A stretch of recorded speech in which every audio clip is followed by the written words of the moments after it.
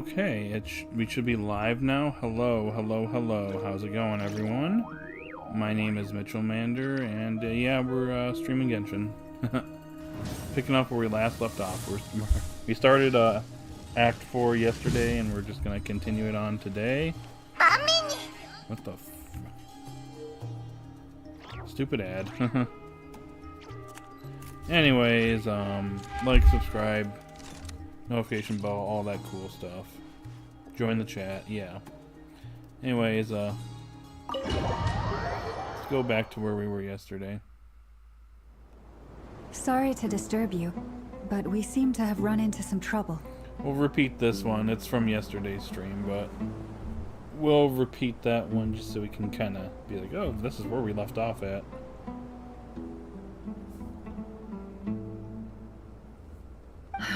Evidently so.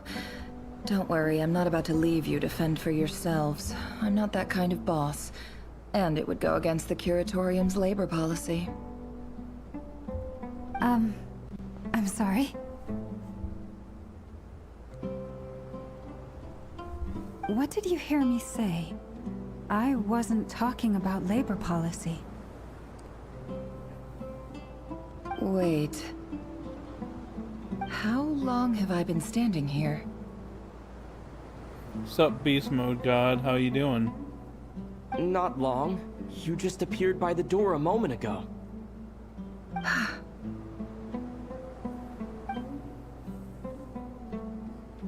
Boss, what's wrong? You look like you've seen a ghost. We've been tricked. We never left at all. Somehow I hallucinated that whole scene back inside the office. Hallucinated? But how? Somehow ended up in Sumeru. How indeed. This place should heed my will alone. All thoughts and actions that occur in here are just a result of pawns moving across the chessboard in a carefully calculated manner. And nobody has access to this chess set but me. So you control everything in here? More or less. But yes, it's a special technique of mine. Has anything like this ever happened before? Only once. It was the first time I used the chess set. Is there any similarity between what happened then and what's happening now? I suppose my thoughts are a little turbulent, which was also the case my first time. Oh, yeah? Is there anything I can do to help? The first clause of your contract clearly states that I only need your help with things that I'm too lazy to do myself. Meaning, you're not feeling lazy right now? Meaning, this is not something Yehoda can help with. The chess set is a personal treasure that I alone understand. I must be the one to find our way out of here. Boss, it's fine. Really. Let me do something useful. Oh, listen to you. Whatever would I do without you, Yehoda? What? Really? Yes, really. Where would I ever find another employee as obedient and servile as you? God forbid anything ever happens to you.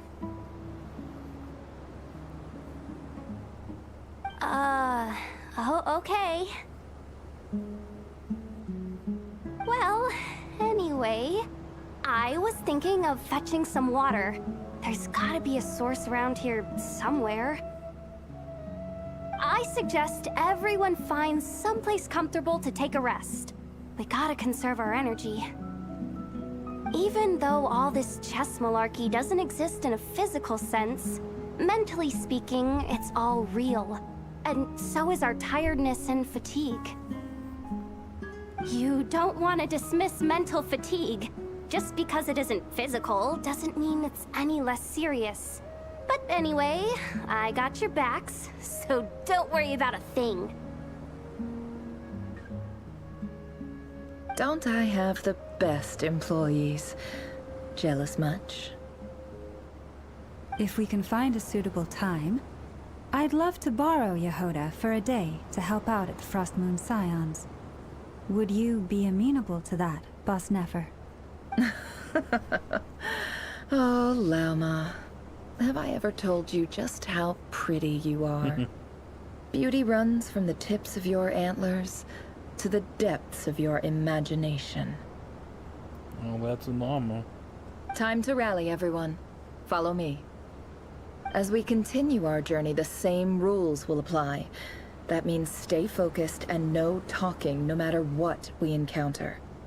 And don't disturb the chess pieces. You have my word that I will get us all out of here.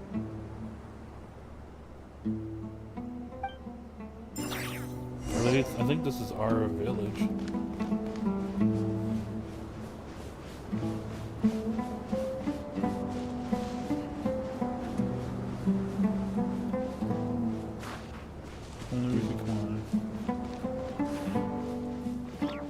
See what I mean? Sumer Desert. In fact, I think I know exactly. Yeah, this is our village. This place looks familiar. That's not a good sign. There's someone up ahead. Time for a little chat. Maybe not. I wasn't expecting visitors at this hour. Wait, is that? Oh, it's him. There you are! Sinue's been looking for you all day. I think he has some news for you. Oh. Oh yeah? What were you doing just now, Uncle Retinue? Hiding away some more loose change? I know I saw some Mora. What do you mean loose change? Oh, come on, I'm too old for this. Just pretend you saw nothing.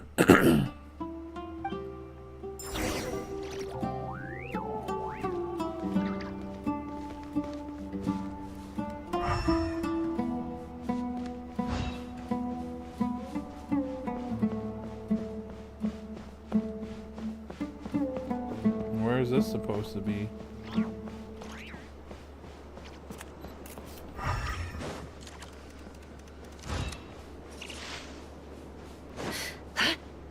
Hey, kid.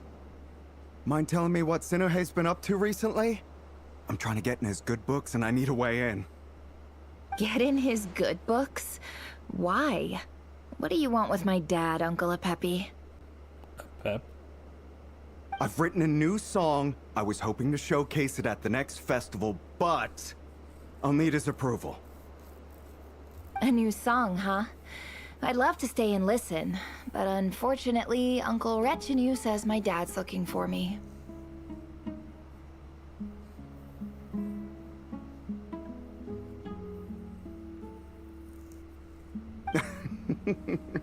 Well, there's plenty of time and I'm not going anywhere. See that pile of stones? I'll be sitting there warming up my vocal cords. Come find me when you're done. Pile of stones. Got it.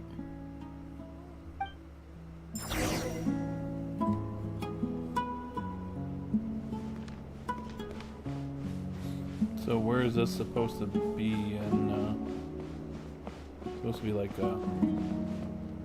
our village of the past, or is it just something?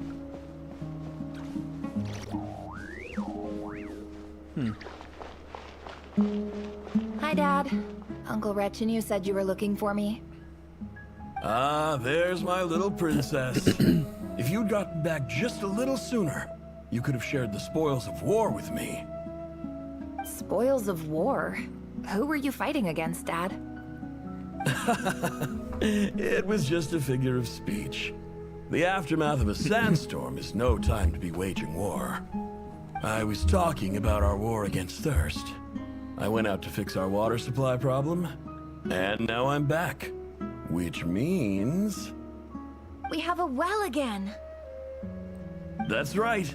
I found a new one and brought back as much water as I could carry. It should last us for a good while. So, what's going on here? Why are we seeing her past?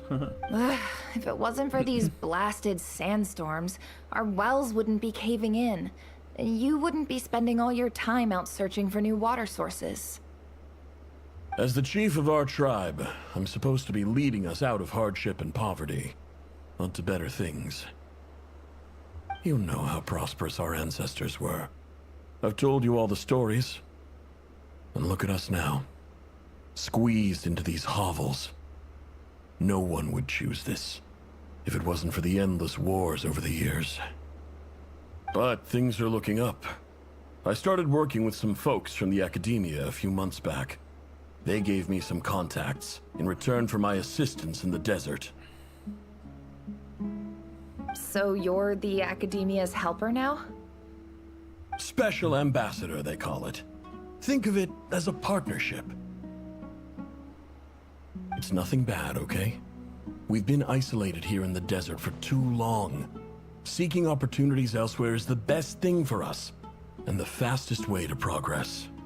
So, do you get anything good out of being a special ambassador? Of course. My luck's improving all the time. One day, I swear I'm gonna lead us out of this place. We'll find somewhere new. Somewhere better.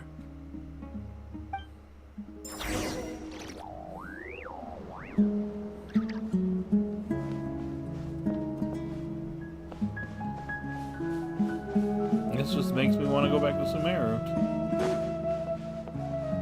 Good thing the flagship event for this version is in Sumeru.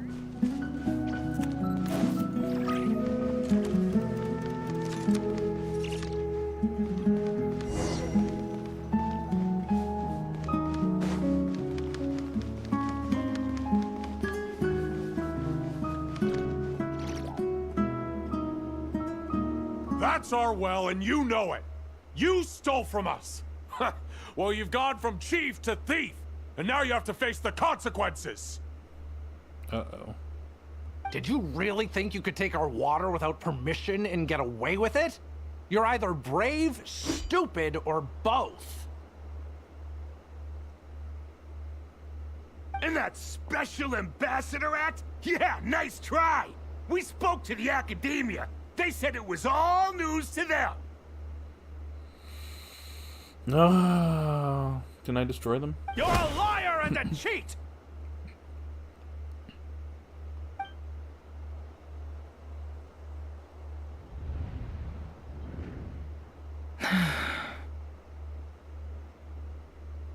I heard Yehuda gasp, but I don't blame her. Most people are terrified by the sight of blood. Corpses strewn across the ground. The wounds are clearly from scimitars and daggers. The desert dwellers' weapons of choice. There's a handwritten note on the ground. Let's see what it says. Halil, this is Sinuhe, chief of the Shimti tribe. Surely you remember me. I was the one who helped you and your colleagues avoid the quicksand in the desert. This is my second time writing to you. I assume my last letter must have gotten lost in the mail, as I didn't receive a reply. I hope this one makes it to you safely. I'm writing to you because I need some help. That sandstorm the other day completely blocked up our well, forcing me to look for another water source in Iab and Unut territory. It was a matter of survival. Praise the gods. The well of the Iab tribe was intact. It was my last resort. I drew what water I could and left, but not without being spotted. I fear they will retaliate. You told me to write to you if I ever needed help. You said you'd be my ally in the academia. I urgently need you to formally recognize my title of Special Ambassador and send some of your people to assist me for a few days. It's the only way I can convince them that this was the academia's decision and prevent them from retaliating. This is an emergency. Please send help as soon as possible. Looks like this letter never got sent. The writer died a grisly death, and the letter was trampled into the ground. It's badly defaced. Some parts are barely legible. What a ridiculous lie the surviving Shimti tell. Their whole village was butchered over a sip of water. So her village got destroyed.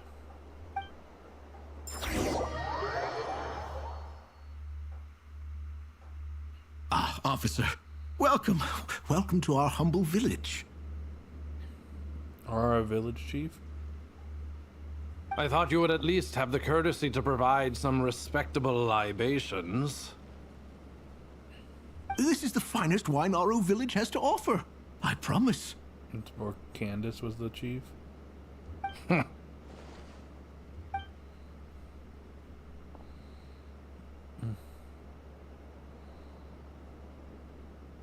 The Academia has agreed to reserve a single space for a candidate from your village. But I remain skeptical of this entire endeavor.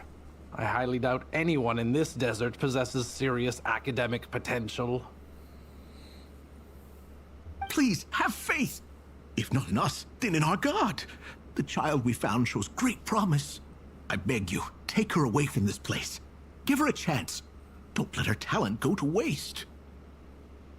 I don't recognize her. New arrival? She showed up here a few days ago and we took her in. She's a really bright kid. Please help. I'm begging you. So, where are you from? Nowhere special. Just a sand dune. What about the rest of your family? How many of you are there? Just the one. It's only you? Correct. So, no brothers, no sisters, no mother or father? Any who have slept on a bed of sand, I call my brothers and my sisters. Apart from that, I have no family. All right. Get over here. Sign your name on the form.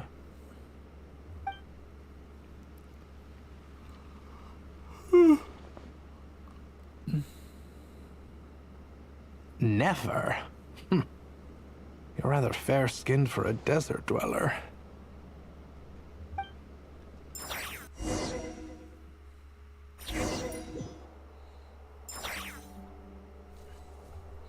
Academia? No, we're in that one library area.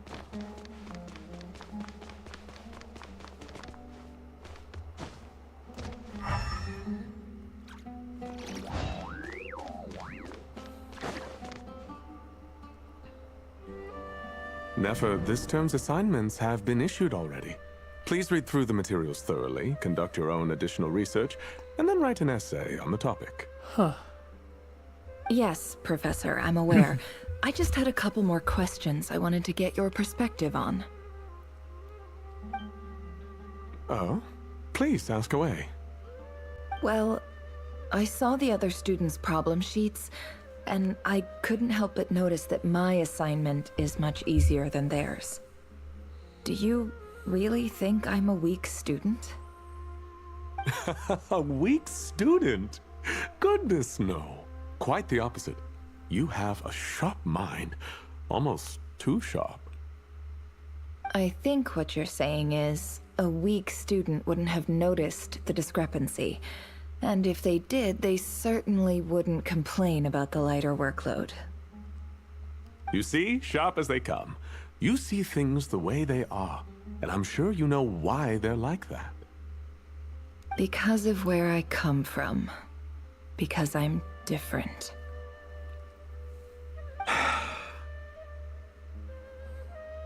I'm sorry, Nefer. I don't like it any more than you do. It's just... Anyway, you said you had a couple of questions? What's the other one?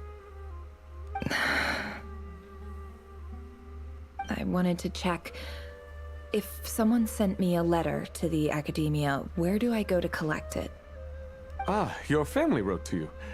Well, as long as they put your name on the envelope, someone should hand it right to you. Not exactly. It's not even a recent letter.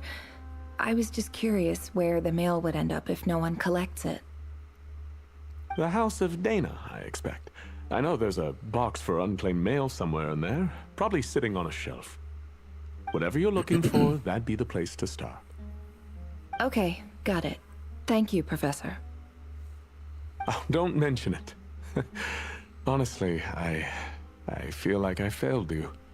I'm supposed to be your teacher, but I haven't taught you anything. Hey, don't say that. You're a great teacher, and you do your best for all your students. But the rules are the rules. You're not allowed to teach students like me.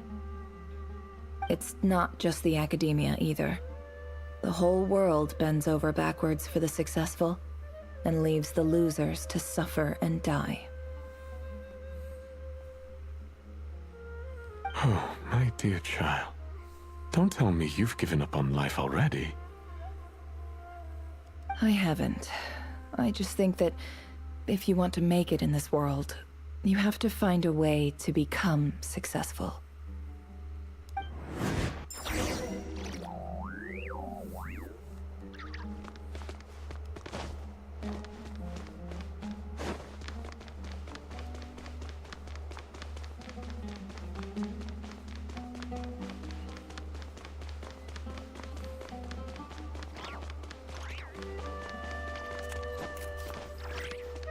Here we go.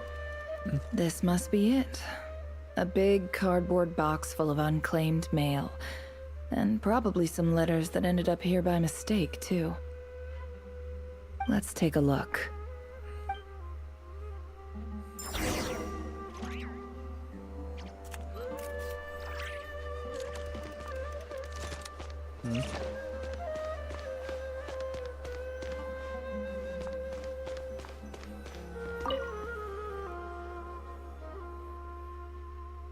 Oh. A dilapidation survey from Port Ormos. Looks like it's from a Core of 30 representative. What a strange thought. A bunch of mercs losing sleep over rundown buildings. This one was never even opened. I guess the recipient didn't care what the Core of 30 had to say about anything. Who was it addressed to? I don't recognize the name, but it must have been a Kasharawar professor.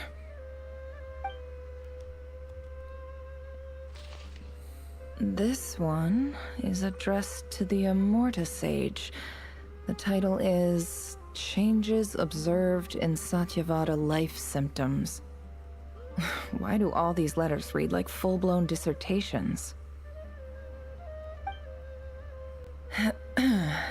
Guided by the incense, we became lost somewhere in the forest. All the barriers between levels of consciousness disappeared as our minds soared around in circles, looking for a branch to seek refuge on. In clinical terms, these symptoms fit the description of incense poisoning. The Immorta Darshan strictly prohibits the use of hallucinogenic substances, but I believe there are still people getting away with it. For example, my neighbor who always breaks out into song and dance after using incense. This seems like something the academia would want to know about. Why wasn't it collected? Wait, what's this written on the back? It's so small. The note says, the sender authored this letter while under the influence of mushrooms. Oh. I would send it back, but no return address was provided. Stamped by the Grand Conservator of the House of Dana. Okay, that's funny.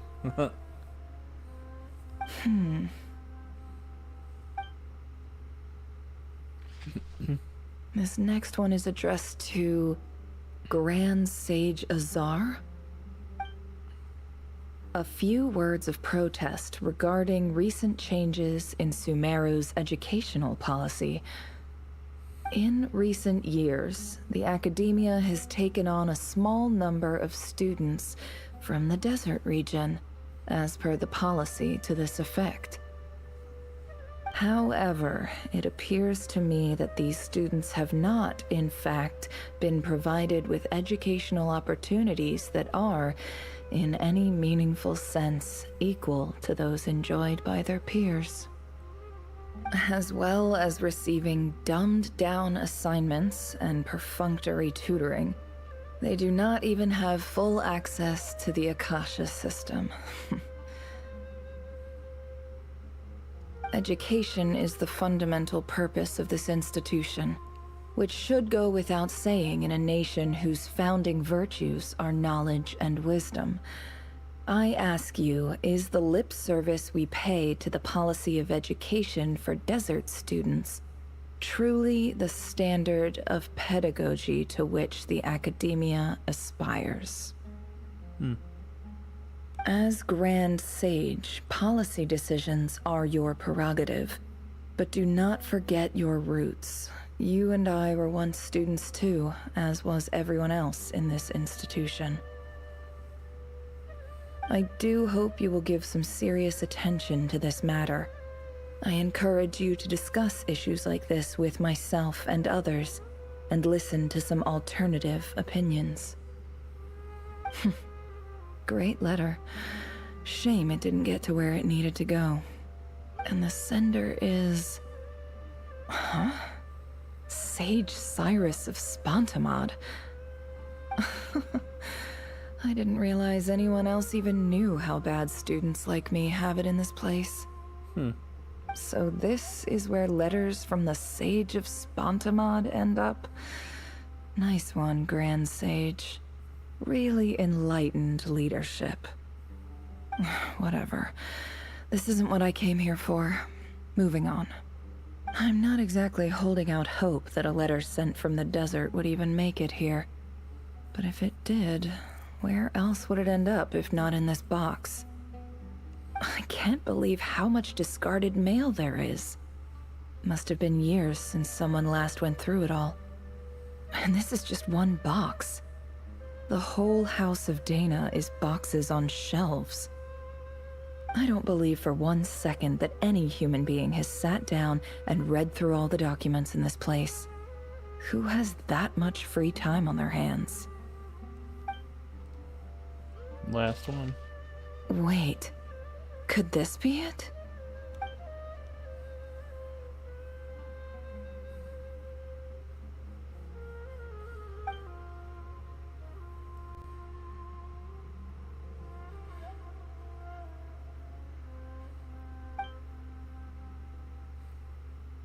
Greetings, Halil. My name is Sinue, Whoa. chief of the Shimti tribe. I was the one who came to you and your colleague's aid when you ran into trouble in the Great Red Sand. I don't know how well you remember it now, but I brought you to safety and gave you some water and other supplies. You seemed very pleased and told me your name. In my tribe, learning a person's true name is serious business, and I therefore see you all as friends. You were kind enough to leave your contact details, so we could stay in touch. The Shimti tribe lives a harsh, nomadic existence in the desert. You were sympathetic towards my plight, promising to make me a special ambassador of the academia and help us find a way to make a better living.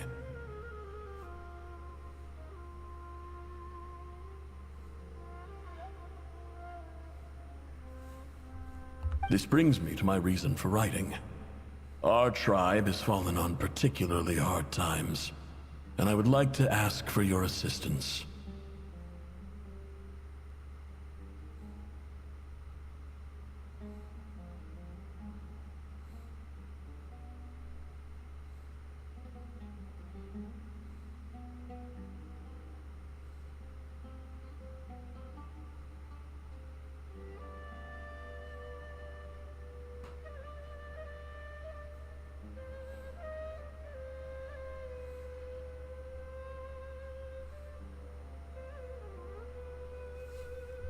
There was a terrible sandstorm a few days ago, which blocked up the well in our land.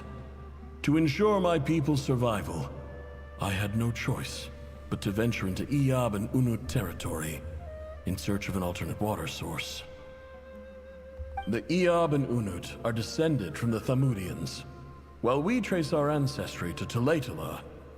We worship the Lord of Flowers and have had relatively good relations with our fellow tribes up until now. Malakata? Lord of the Flowers. Papa Malakala, I think is their name. I found a well belonging to the Eob tribe. They declined to help us, but I really had no other option. So I took some water to keep me and my tribe alive. My actions are certain to incur their wrath. When we met, you assured me that you would be my ally in the academia. I would like to take you up on that offer, because I really need your help. I wonder if you could send an academia representative to meet with me. That aside, the last time you were here, you mentioned that the academia had started accepting students from the desert, and I told you a little about my daughter, Nefer. We have next to no resources here in the desert, and my power and influence are limited. Would you consider enrolling my daughter at the academia? She is a smart girl. I know she won't disappoint you. From the outset, the academia never took you seriously. Those things they promised were just empty words. I doubt they even remember the name Sinuhe. And you were so emphatic that your luck had finally changed for the better. You swore you'd lead us to a better place one day. You spoke with such conviction, like you were the most powerful chief in the whole desert. You liar. You lied about everything. You promised the world and delivered on none of it. And who fell for it? Just me, by the looks of it. Despite your best efforts. Which makes you a pathetic liar. You weren't even any good at it. I think I'll take over from here. Let me show you how it's done.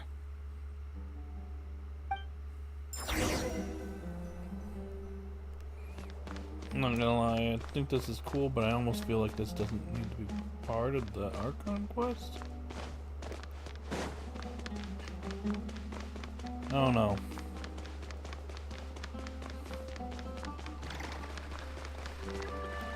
This feels like we kind of just detoured. I just came to say goodbye. Thanks for everything you've done for me in my time here. Nefer? You packed your bags. Where are you going? I'm quitting. Something's come up in my hometown. Gonna head back and deal with it. Huh? But this was a hard-won opportunity for you. You know that better than I do. It was. But it doesn't matter. I have more important things to deal with, and they can't wait. Oh, and I didn't want to overfill my bags, so I left some incense on your desk. What's wrong? I thought you liked incense. Although, I did read somewhere in the House of Dana that it has hallucinogenic effects. Don't use it all at once, all right?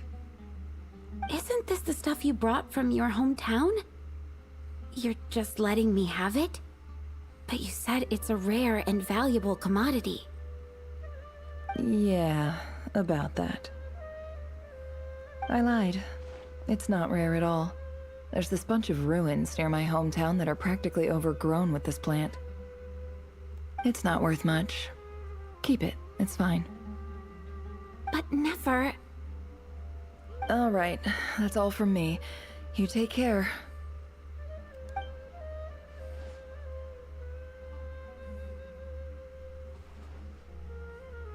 Don't forget me, okay? I mean, we're more than just classmates, right? We're friends. No, not really. Yeah, I'll remember you. I lied again. That incense is worth a fortune, and it's a rare find even in those ruins. And as for remembering her, I have far too much to do when I get back. No time to reminisce. I'll be lucky if I even make it through this alive. But either way, I expect I'll forget you pretty quickly.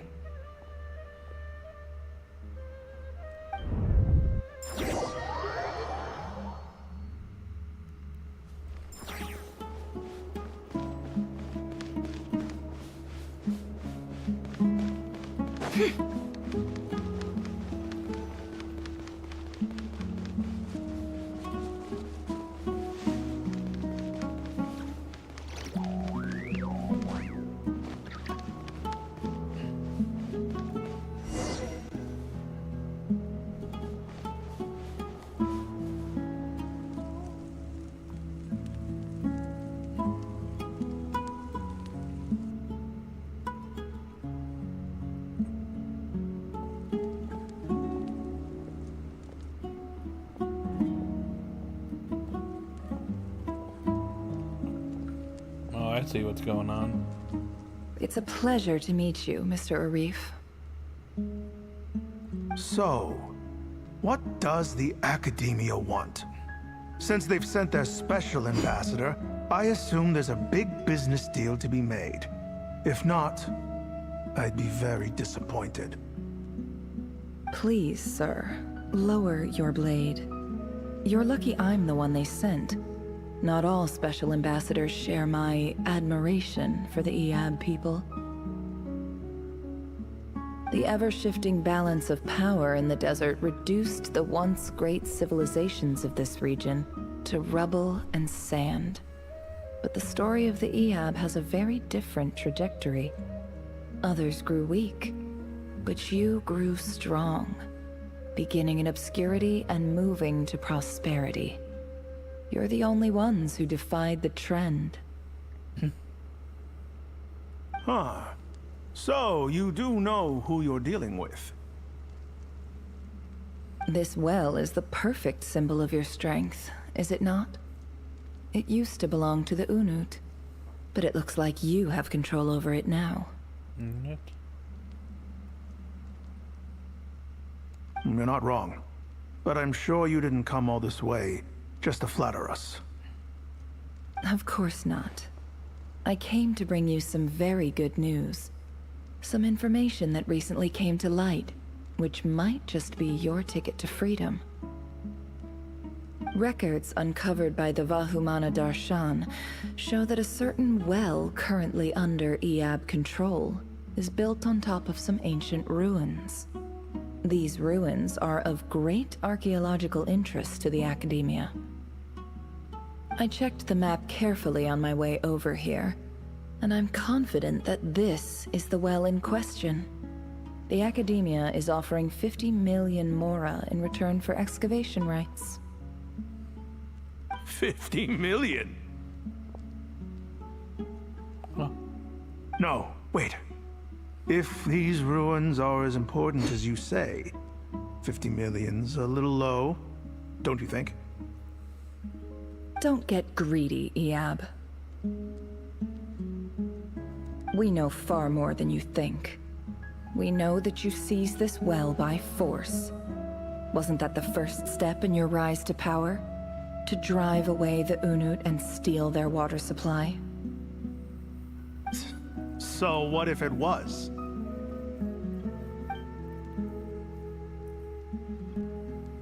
Well, time to destroy you all. Don't worry. As unscrupulous as it was, it's something we're willing to overlook. The Academia is only interested in dealing with the de facto power holders in the region. I hope I am making myself clear. And I hope your words are the truth. If I find out the Academia is trying to play me, I'll hunt down every one of your people and make you watch as I cut their heads off one by one. Well, aren't you the threatening one? I assure you, Chief, that would not be in your long-term interests. You don't want to make an enemy of the Academia.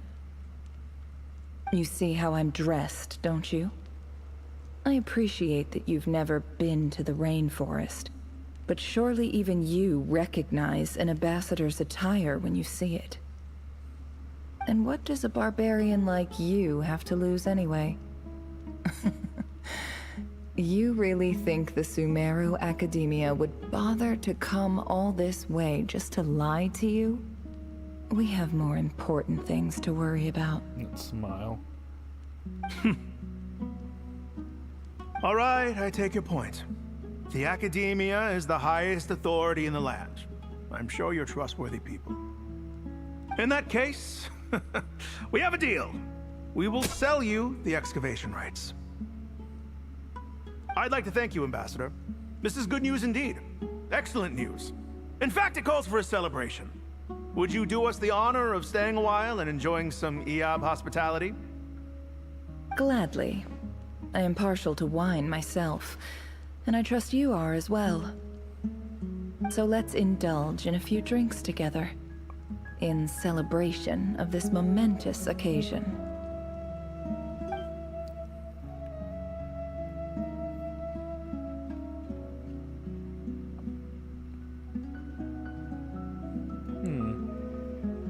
Chief! Chief, it's an emergency! It's the Unut. They've taken the well. What? Well, don't just stand there. Take it back. Yes, Chief. I have every confidence in the Eab's military superiority, and yet... Well, what is it? The Unut's response was alarmingly fast. The day after we reach a deal, they seize the well. This can't be a coincidence. Perhaps there is a traitor in your midst. I don't think so. I am obliged to remind you, Chief, that the Academia will only deal with the de facto power holders. If you cannot regain control over the well, I'm afraid you won't see a single mora of that 50 million. No! Please, Ambassador, just give me some time. I swear the Unut will not get away with this. That well is ours, and so is the mora. Glad to hear it. I will wait here for an update. If there is a traitor, I will find them. In the meantime, make yourself at home. I'll report back as soon as I have an update. Much obliged. Wow. All it took was a few words and I've got him wrapped around my finger. What an amazing feeling.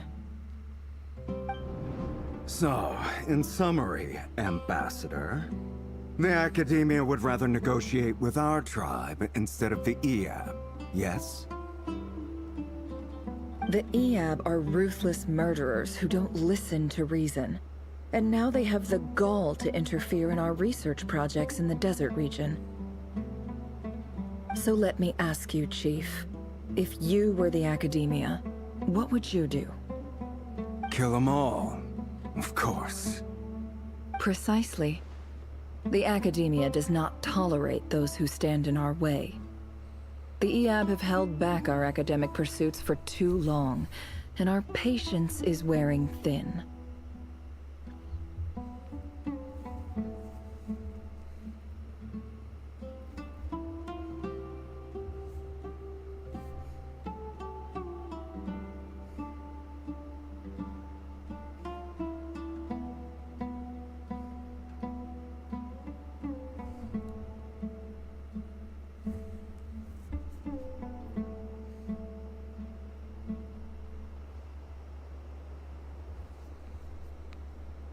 At the same time, there is simply no way that the Academia can be seen to be intervening in desert affairs.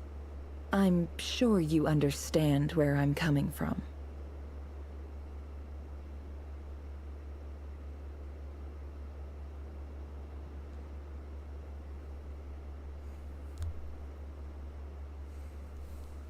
We have our own rules out here. If the rainforest dwellers raised arms against a desert tribe, it'd start a bloody war.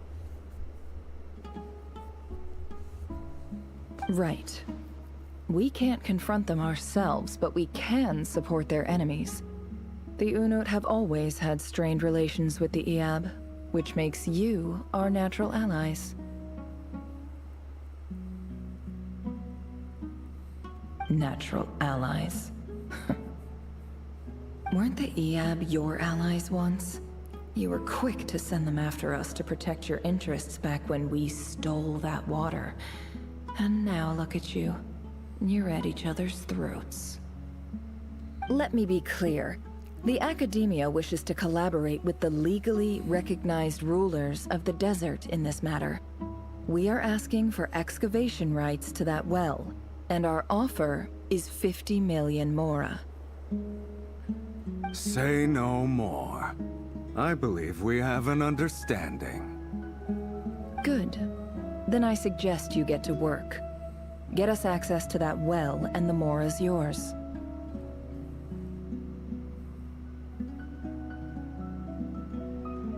You see, Dad? Lying is easy when you know how. People will believe anything.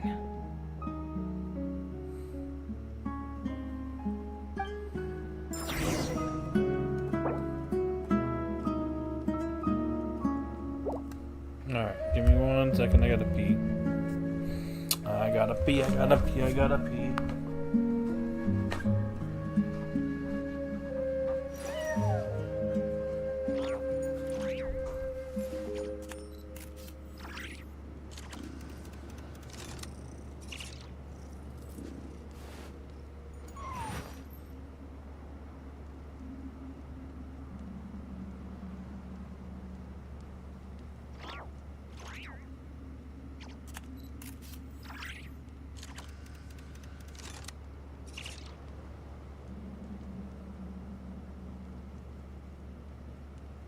Why does Ashru sit up on the counter? To welcome our clients, of course. A kitty's gotta earn his kibble somehow.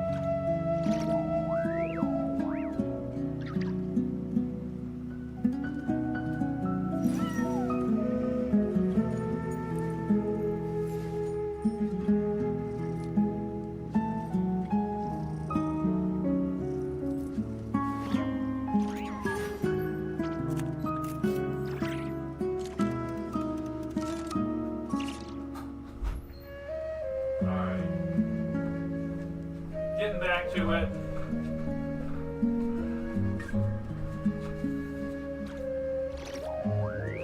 Emotions are like a raging torrent that surges through the mind. More often than not, if you try to hold them back, you'll be swept away by their unstoppable force. And if you try to ignore them entirely, you'll end up tearing yourself to pieces. Okay, Nefer. Thanks for the insight. Where are we going now?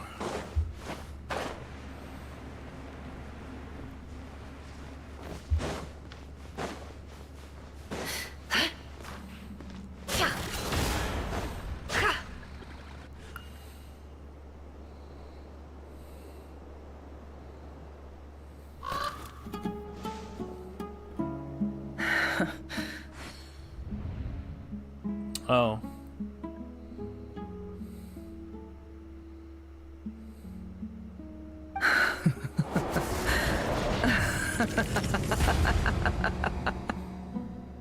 Well, that was evil. Look at yourselves.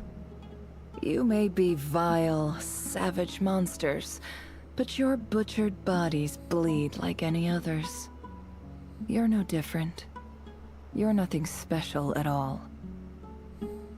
The monsters who destroyed my home, they're just ordinary, petty human beings.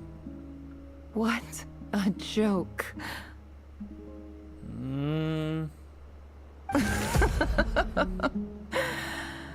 I think we're even now. Maybe I've even done the desert a favor. It's a better place without all these people around. Oh, Sinuhe, my gullible fool of a father. Perhaps if you'd been as ruthless as I was today, our tribespeople would still be alive. In this dog-eat-dog world, a chief needs to be tough to survive. But you couldn't do what had to be done. So I did it for you. Oh boy, they're coming into view. Nefer, it's okay. All of this is in the past now. Yeah, it's okay. I just had 2 tribes, like, slain. I believe I remember you promising to remain silent. Yeah, but even so. Yehoda, is there anything you can do to ease the tension? You got this, Yehoda. It's your time to shine. Alright, time for a sharp turn onto a completely different topic. So, anyway, that's enough of that. When are we getting out of this place? Feels like we've been walking forever. I'm getting pretty tired. Oh, Alma, you tired? Yes. If we can find somewhere to sit down, I could certainly do with a rest. It's not far now. There should be a temple just up ahead. Is the situation about to reach a conclusion? Yes. Really? A temple? That's where this story ends? I guess that's how things go in the desert. I've been to a similar place with a friend from the desert before. Desert dwellers can never escape their destiny. Or so everyone says. I never wanted to believe it, but looking back now, I'm as desert as they come. You mentioned a temple. What's waiting for us there?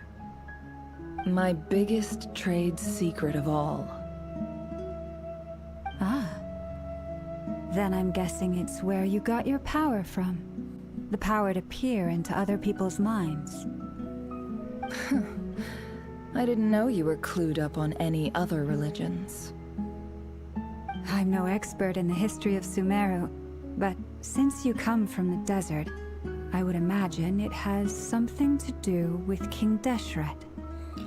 And the 7 pillars who served him, they are major figures in the desert belief system too. Sounds impressive. I have some friends with connections to this stuff, specifically with Hermanubis. Ah, I know who you mean. General Mahamatra Sino. The spirit of Hermanubis dwells within him. That's Boss Neff for ya. She knows everything. Sino's hardly a figure of obscurity, but I know about Sethos too. No, Temple of Silence. What about him? Is he a big deal or something? Well, he's not a small deal, let's put it that way. You sure know your stuff. Please, this is the bare bone basics. Save the flattery. Thanks for your patience, everyone. I'm sure it's been a lot to take in. With any luck, that's our exit just up ahead.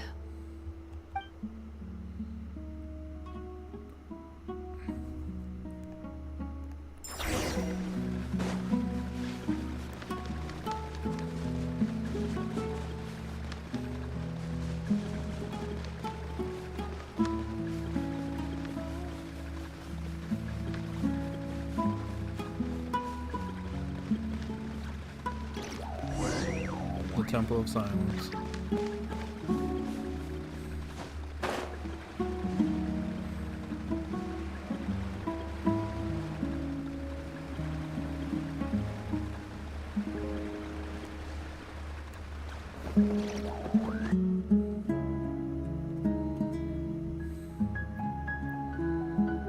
Uh-oh.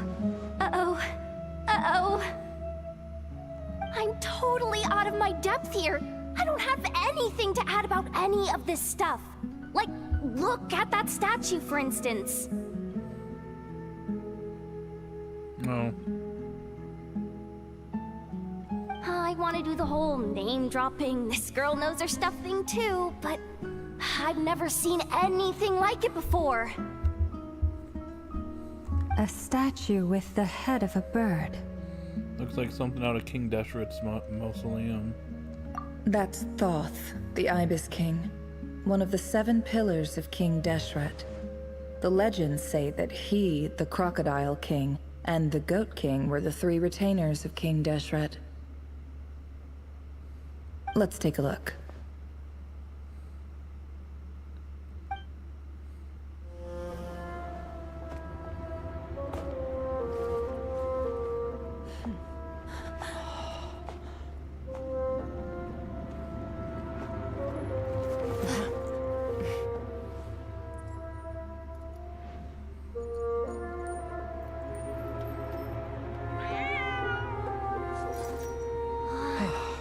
It's just Ashru.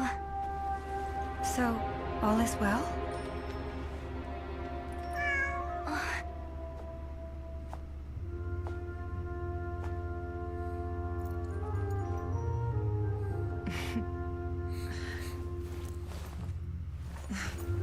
Typically speaking, at this point, the world disintegrates. Then we find ourselves back in the outside world. Besides, these are my memories. There's nothing to fear. You're sure? Of course. It's almost over. Oh. Hello.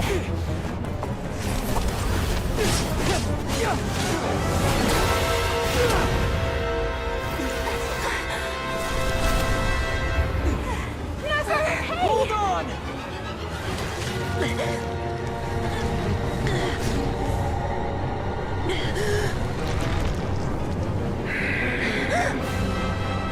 Knowing too much is always a death sentence.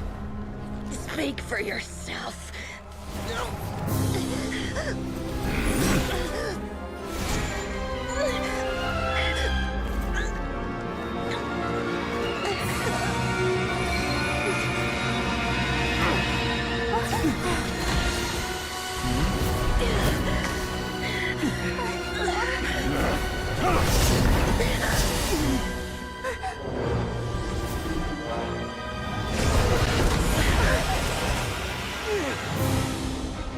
How repulsive.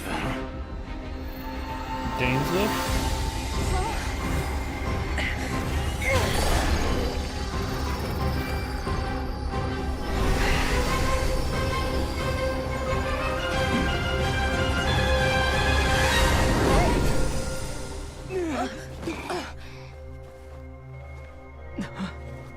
Oh, hello.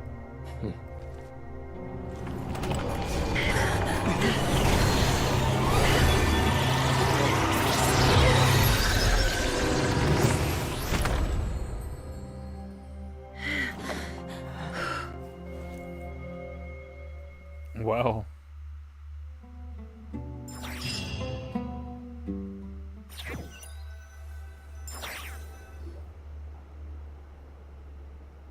Timed that pretty well, didn't I? You certainly did, thank you. It's okay. I'm just glad no one was hurt. Paimon noticed you doing something too, Dainsliff. Were you helping get them out? Of course. When I asked Nefer to conduct this investigation, I was not naive to the dangers involved. I had a duty to ensure your safety. Good to know your sense of justice is still intact after all these years. I take that to mean that you saw the truth. That comes as a great relief. I certainly did. And thanks to your help, I also managed to trap Rerir inside the chess set. Whoa, really? How'd you manage that? Well, to be honest, I sensed that something was wrong long before we made it to the temple.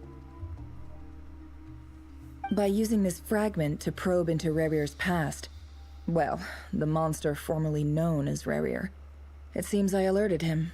I was tracking him, then he caught on and started tracking me too. Can't say I'm surprised.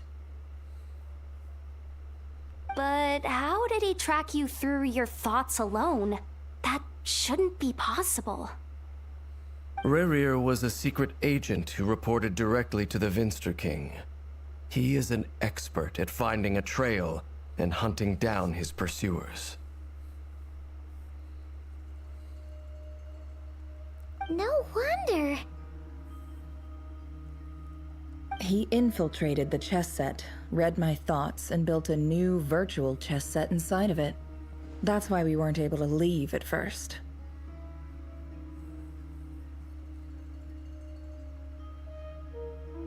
Speaking of your chess set, it's quite a remarkable item. Would I be right in thinking you have some connection to King Deshret? You overestimate me. I only have a connection with one of his underlings, the Ibis King. You all saw how this came to be. A long time ago, the Iab massacred my tribe, the Shimti, in our home village. A few years later, I enrolled in the academia, where some new information came to light.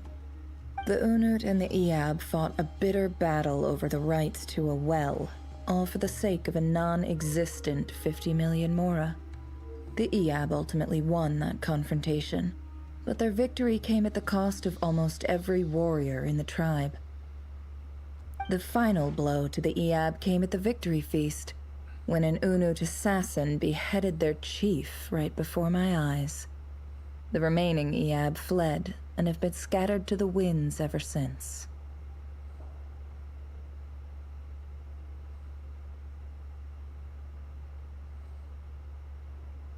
Having gotten my revenge, I returned to my hometown, where to my surprise, the nearby temple was still standing.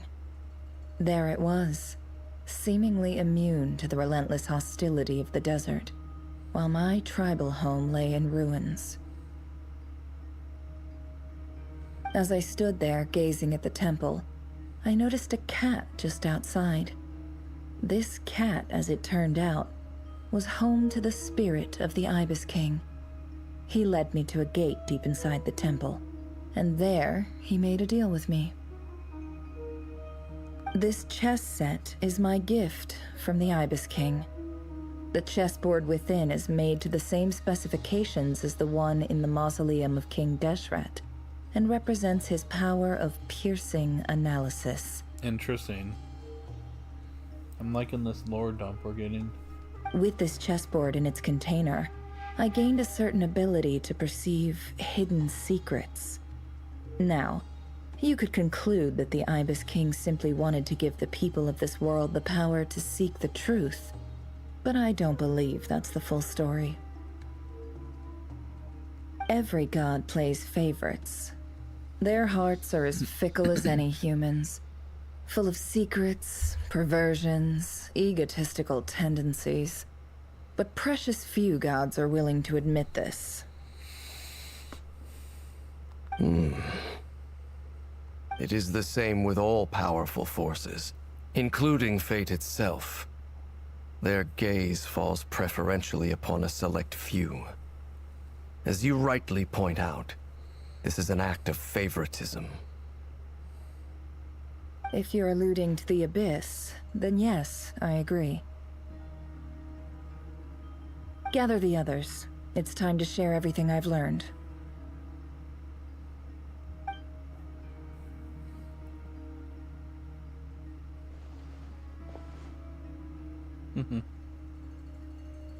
Thank you all for being here.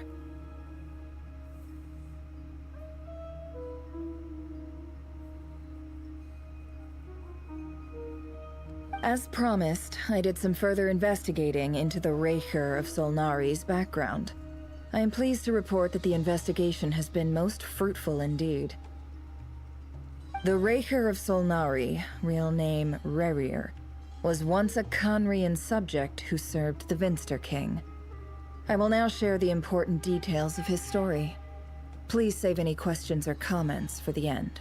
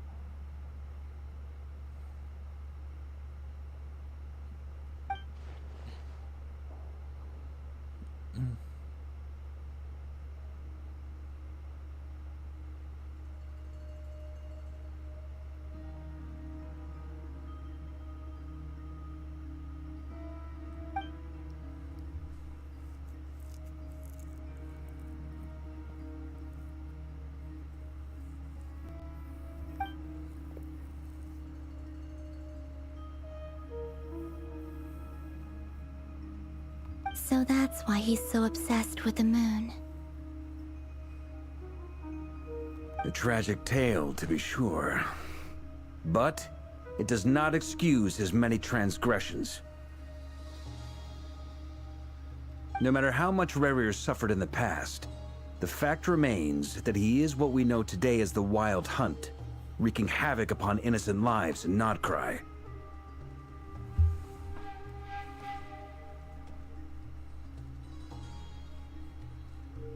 He becomes more dangerous with each passing day. If left unchecked, it is simply a matter of time before all of Tevat suffers the consequences. This is a threat that the Knights of Favonius cannot ignore.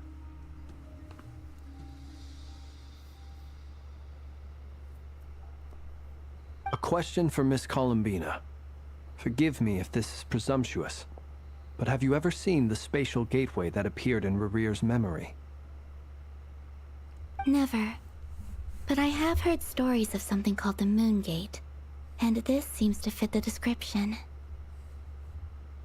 Miss Lauma, any thoughts on this? In the lore of the Frost Moon Scions, the moon is believed to hold many secrets.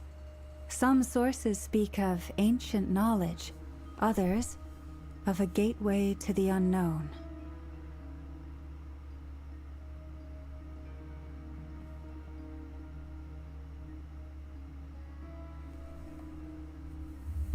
The term Moongate is one I have heard before. But as is the case with all of our legends, there are no records of any first-hand witnesses. We cannot know whether it truly exists. Then back to Miss Columbina. As a moon goddess yourself, do you have some idea of where the Moongate leads to? Not at this stage, sorry. I do hold the power of the Frost Moon, and my strength is recovering well.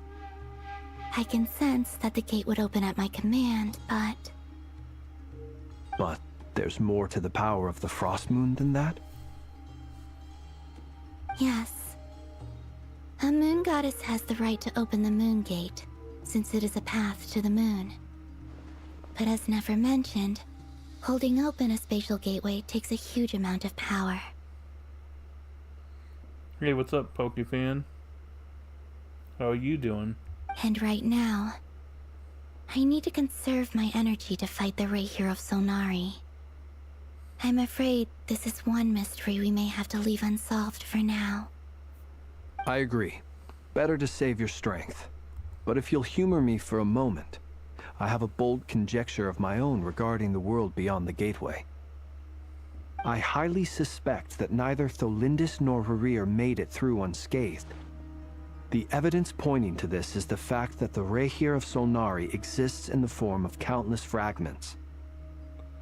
Good, just trying to get Shiny Alpha Raichu at the moment. I've been watching YouTube. Gotcha. Good luck. With the abyssal power he wields, no ordinary foe can touch him, let alone tear him to shreds. And yet, the wild hunt proliferates wherever his scattered fragments lie, drawing hordes of monsters to many different locations across the land. Saw you were live, so thought I'd give you some company. Well, thank you. How are you doing today? I am doing pretty good. I am just chilling. Getting close to the end of this Archon quest. I think it's probably another hour or two. And then that's it for 6 weeks.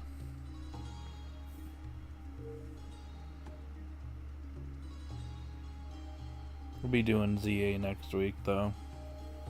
So your theory is that Rerir was physically torn to shreds by some powerful force? Hence, why the Wild Hunt is a distributed phenomenon, rather than a unified one? Makes sense to me. Explains why the Wild Hunt is so pervasive, and why he's been trying to piece himself back together. He was whole to begin with, and he wants to be whole again. Without the power of the Abyss on his side, he almost certainly would have perished the moment he was torn apart. But the Abyss, much like a curse, has kept him alive. I could not agree more. The power of the Abyss is most surely a curse. Thanks, Sasuke. It is a compelling explanation, and one that accords with my present understanding of Abyss creatures. Whether the life form in question is primitive or advanced, if a curse has extended its lifespan unnaturally, it will continue to survive in spite of everything. Probably might change my YouTube profile pic. Had this one for a while, and I feel like it's time for an update. Nice! That's cool. Guess I will look forward to seeing that. It might throw me off when you show up to one of my streams for the first time with it. I'll be like, who are you? Oh, wait a second. It's a Poke fan. This raises some interesting questions. I will run some experiments and see if there is any validity to my suspicions. That being said, regardless of whether my research bears fruit, I would like to thank Miss Nefer for conducting such a thorough investigation. Already, it has greatly enriched my understanding of the entity we face. My pleasure, Mr. Albedo. I too hope that the information I have shared today proves useful as we look to formulate the next stage of our plan. This was an old owl house one I've been using. Gotcha. Hey! What is it, Dainsleif? You look really upset! Yeah, what's up, Sasuke? It's just... when I think of the man I once knew as Rerir, I struggle to understand why things had to turn out like this. The two of you used to be friends, didn't you?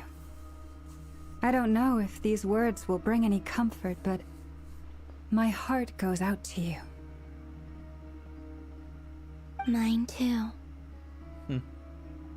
We can never know all the hows and whys of the way things are. The moon and stars are full of untold secrets and lies. And the skies are host to many more mysteries than these alone. Yet, none of that can begin to compare with the complexity of human life. Those are the first comforting words I've heard in a long time. Thank you, both. Well, I think this is a good place to end today's meeting. I'm sure Nefer needs some time to recover.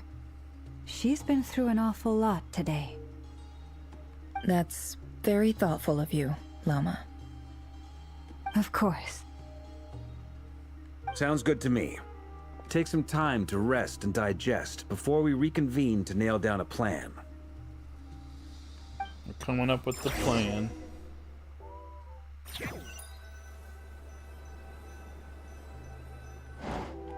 Hey, is this a bad time? Hope I didn't kill the conversation. Hey, what's up, Thomas the Tank Engine? It's fine, come in. No need. Come on, let's talk outside.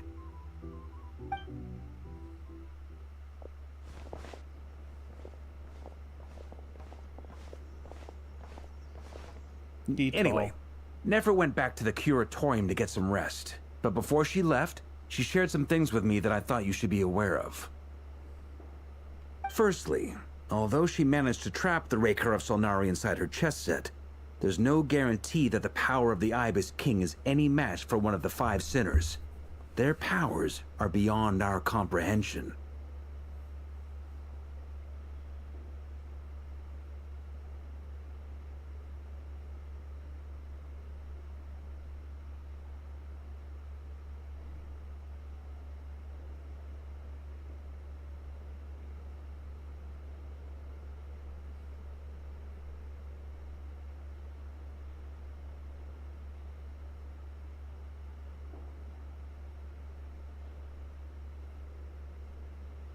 Hold on. Alright, text completed. Carrying on. It's only a matter of time before he finds a way to break out. We have to come up with a plan and take care of him before that happens. Honestly, my mom figured that might be the case. So, how long have we got? Well, I asked her that same question. She talked for a long time, but for the most part, it seemed like she was trying to convince me how precious her chess set is. What a long and storied history it has. It felt like some kind of sales pitch, you know? The kind where you end up handing over Mora against your will? Anyway, after all that, she finally answered the question. 2 days, at most. 2 days? 2 days? Holy moly! Can we even recruit enough help in that time? That remains to be seen. Which brings me to the second issue. Dainsleif is obviously conflicted about this whole thing. But given how little time we have, there's no way we can pull this off without his help. You have some history with him, right? Do you think maybe you could talk to him for us? We'll see what I can do. Great. I appreciate it. Alright, on to item 3. So, Albedo, Durin, and I put our heads together and came up with a plan.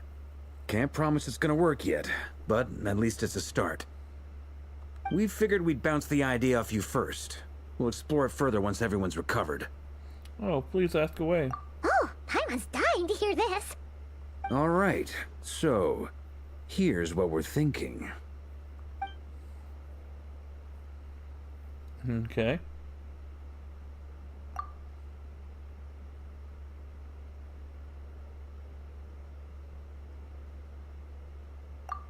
We felt a little uneasy about roping you into this. I mean, firstly, you're not locals, and secondly, none of us are your boss. You're well within your rights to refuse if you so choose. Roping us in? Why would you even say that? We know the stakes here. It's all of us against the Rerir of Solnari, or none of us stand a chance. I choose my words very intentionally, I'll have you know. I like to think there's an art to striking a down-to-earth tone even when the stakes are through the roof. Sir Varka, I have a few thoughts about this plan. I'm all ears. Well, at least I don't have to narrate. I think we can be more flexible with how the roles are allocated. In my view, the most sensible lineup would be like this. They're hiding it from us. I see your point, yeah. But if that's how we're going to approach this, you'd better make sure you're ready. To be clear, I don't doubt your abilities. Far from it. I just want to make sure. Are you really willing to take all this on? I want to do everything within my power. The Rerir of Solnari is a truly fearsome opponent, and if I do my part, it'll greatly reduce the risk for everyone else involved. Well, that tracks with what I've heard. Jean's mentioned in her letters that you're so diligent it's almost abnormal.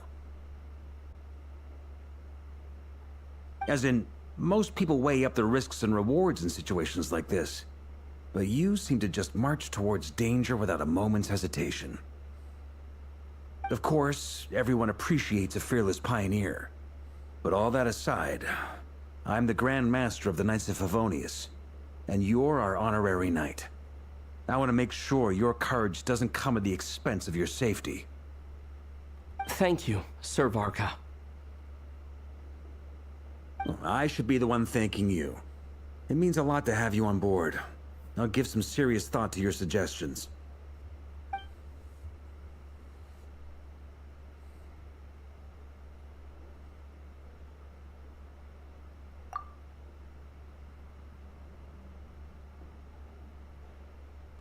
Oh.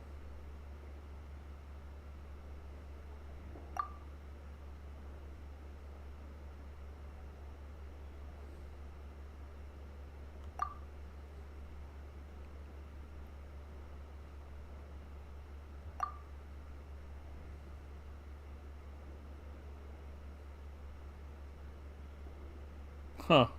The weight of the world on our shoulders.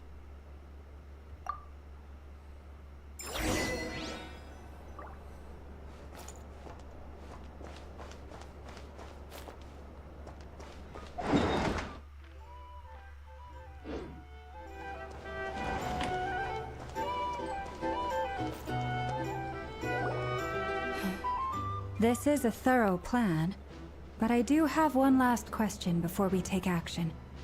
How can we be sure that our enemy won't leave the designated area? Great question. Albedo's been hard at work analyzing Rerir and the Wild Hunt's behavioral patterns. His conclusions are as follows.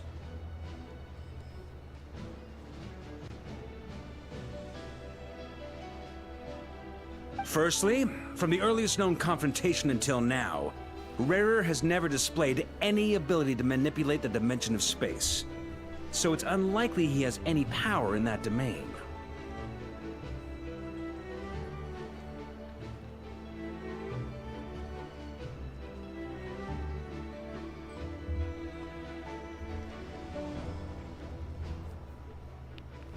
Secondly, he seems to have a particularly strong vendetta against our group. If we put him in a fight-or-flight situation, he'll choose to fight every time. Thirdly, finally, and most importantly, he is consumed by hatred, both for the moon and for his enemies. Turns out, we tick both of those boxes. We have a reincarnated moon in our ranks, and a spy who accessed his private memories without permission. He'll be baying for blood, not looking to escape. As someone who's had their fair share of interactions with the Wild Hunt, those all seem like valid observations to me. Understood. Then I will defer to the verdict of the group. Well, everyone, that's the plan in full detail. Albedo and Durin are carrying out their part as we speak. Plan approved. Scheduling. Okay, any firepower you need, I got you covered. Let's light this baby up.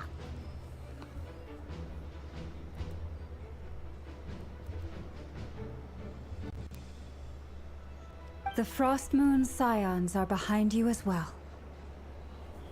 And the rest of you? Yep. No objections? All right. Then it's settled. This is the plan we're going with. Next up, an old tradition of mine. Anyone who wants to back out, now's your chance. Wait, we can still back out of this? Everyone says things they regret, right? I don't want anyone feeling trapped because their mouth said yes before their brain had time to think things through. A very people-first approach. I hear that's common practice in the Knights of Favonius. Heh. Who'd you hear it from? D-Luke? No. Shh.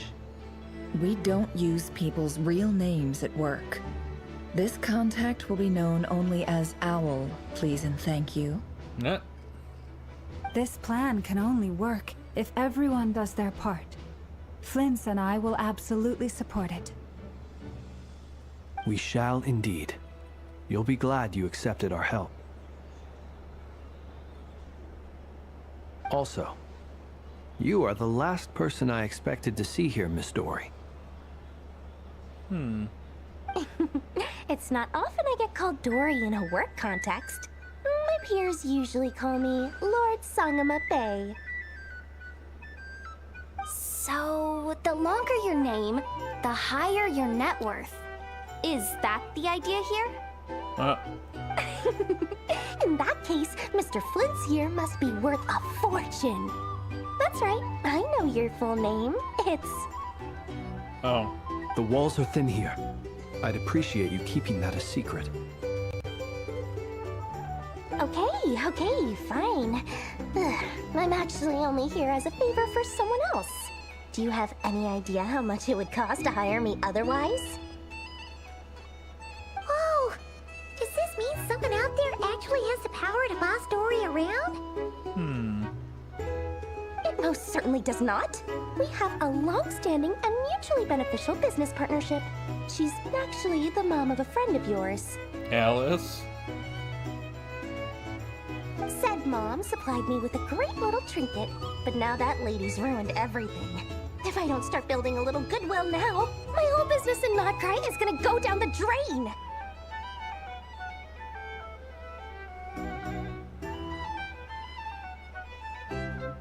Okay. So what exactly is so special about this pendant? It's a lucky charm that a great mage made for me. We have a business relationship, and she was worried that something bad might happen to me. So, she wanted me to have something that can store power to protect myself with. Welcome back, Pokefan. I finally got it all fully charged up with Kuvaki, and then never went and used it all up at once! Never lost so big in my life! You're right. It was all my fault. I didn't mean to drain all the Kuvaki in the pendant, but I'll make it up to you. You will? Well, in that case, how about you give me your chess set, and we call it even? This frickin' girl. I knew you'd say that. Well, it's yours if you want it. In fact, take it now, and I'll even throw in a free Rerir of Solnari. Deal? Oh, there's a new profile pic. Nice. Lloyd and Anya making pancakes. Nice. You're putting me in a difficult position here. It's a very useful thing to have around, but I have a funny feeling it won't be around much longer. I guess we'll see in a couple of days.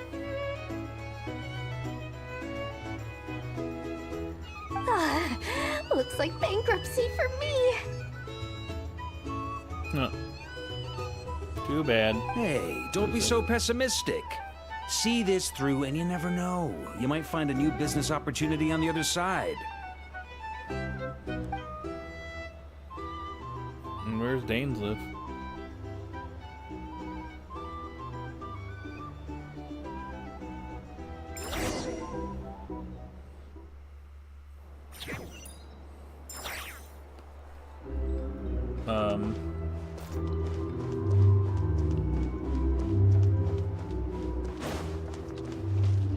What's up, Dory? Dory! How are things going? Feeling ready? Oh, I was born ready. We only have 2 days. You think Lord Sangama Bay would let an opportunity like this slip by? Don't forget, when something's in high demand, the people with the goods on hand get to charge the highest price of all. Even higher than the sellers taking advance orders. Ta-da! See? It's right here! Hello. Ah, it's so pretty! Did you make it? Had no idea you were so skilled with your hands. No, I have a supplier. We go way back, so he made me a very attractive offer. Aha! No wonder you were talking talking about lucky charms at the meeting. You've been getting Kaveh to make them for you. Kaveh! Kaveh mentioned. Kaveh mentioned. That's not the full story. It actually started a while back as a project between me and the Dendro Archon. Oh, interesting. Mage Alice once warned me that this world won't stay safe forever. There may come a day when everyone faces a great crisis. Oh, excuse me? I passed this on to the Dendro Archon, and she secretly brought together a research team made up of Sumeru's top scholars to invent a technology that could keep people safe. I won't go into the details because it's all very complicated, but if you want to know more, you can ask the Dendro Archon about it sometime. Oh, interesting.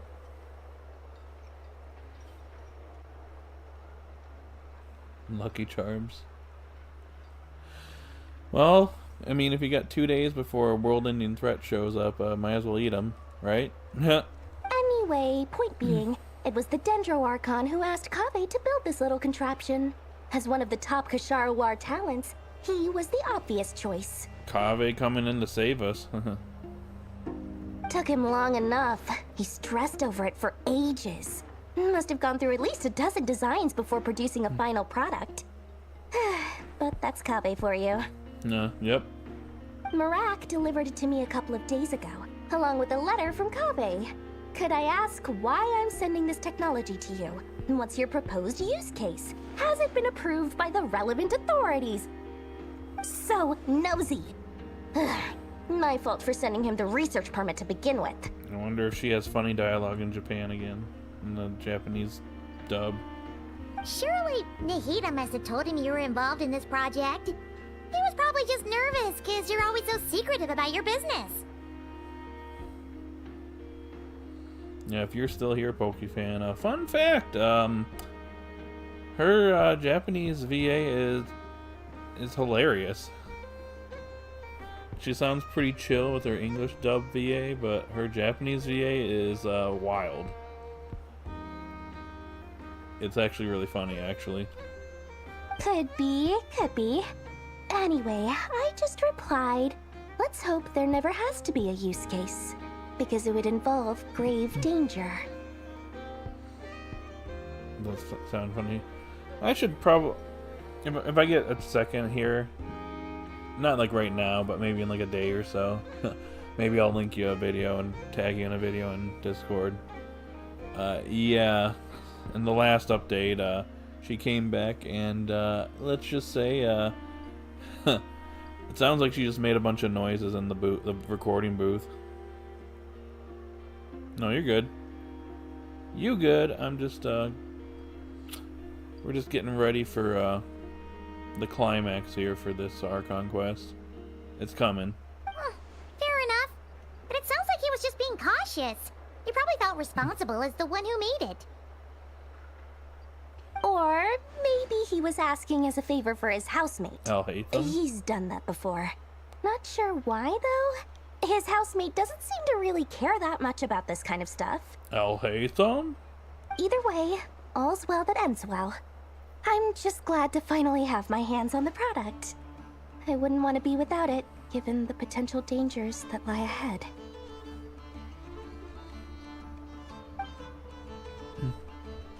Huh? What does that look mean? Oh. Paimon's just super surprised.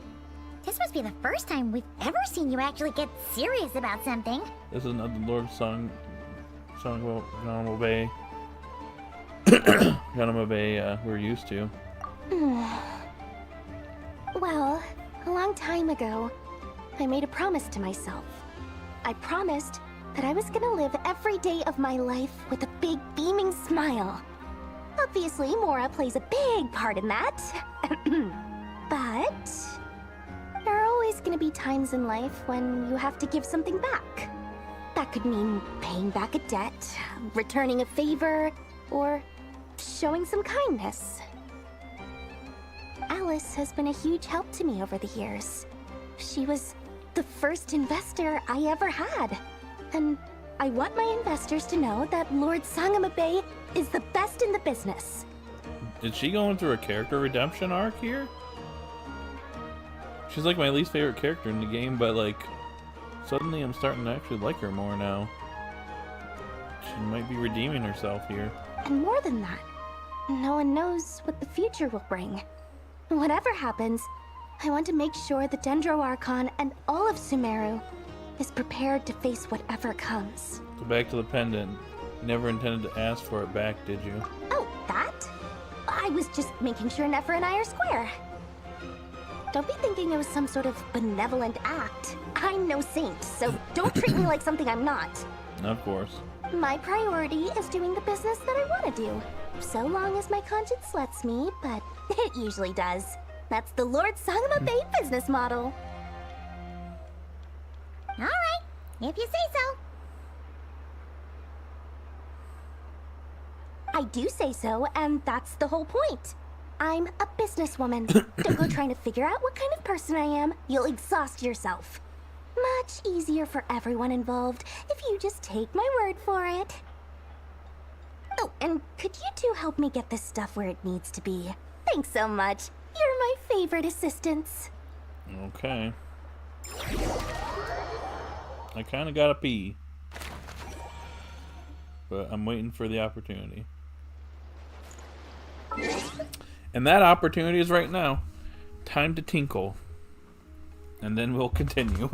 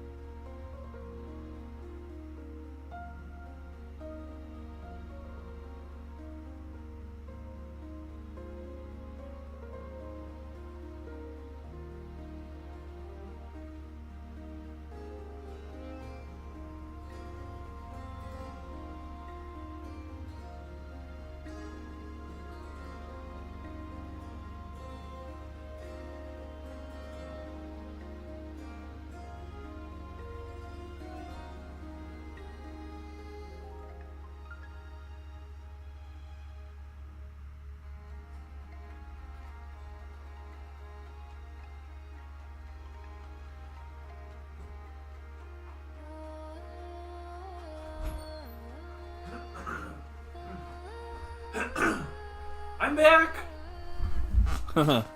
I'm back. I'm back.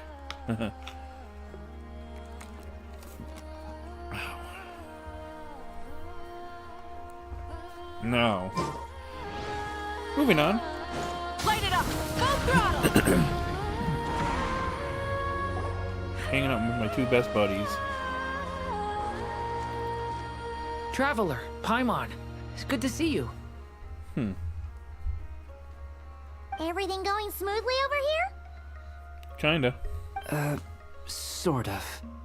As you're probably aware, Varka, Diren, and I captured some abyssal creatures from the Wild Hunt.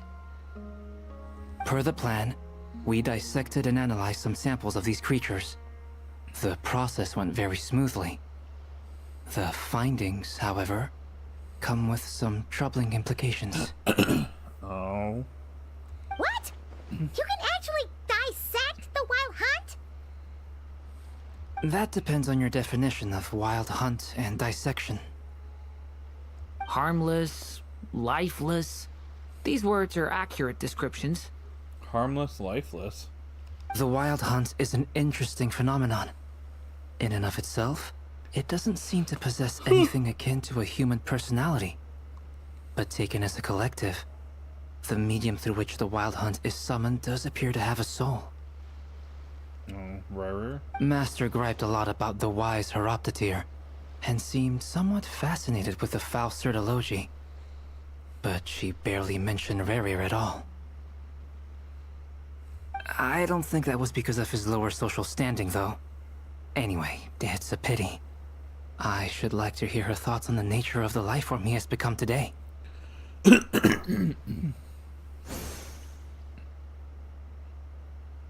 It's a strange mix. The furious energy of an abyssal being channeled through a fractured physical existence. A consequence of being torn apart by an unknown power.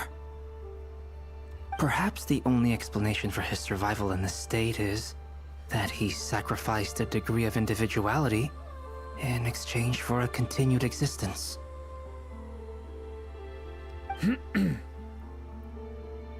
Oh, sorry. Once I get talking about interesting research, I have a tendency to go on indefinitely. Back to our research findings. Essentially, they confirm my hypothesis.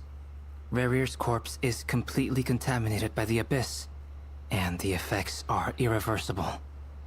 Oh, so we have to destroy him. You could think of this as Rerir in mutated form. But in my view, even that would be inaccurate. In reality, his whole being has been consumed by the Abyss. In other words, he is now nothing more than a manifestation of abyssal power.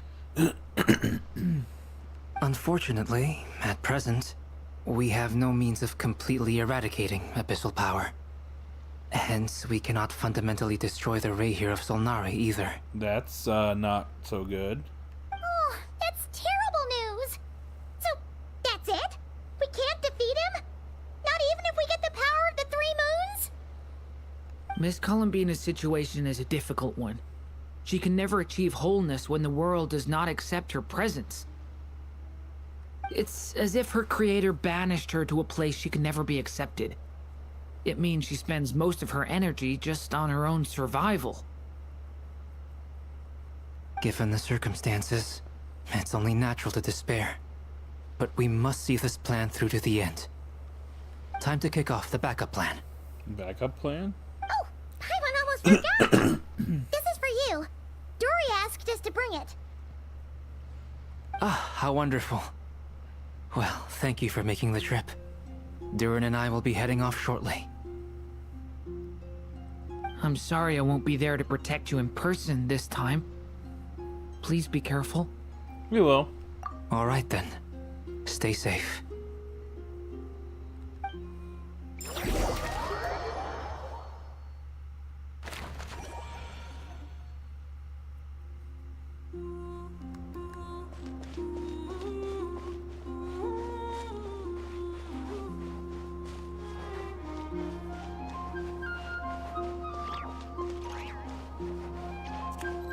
Here we go.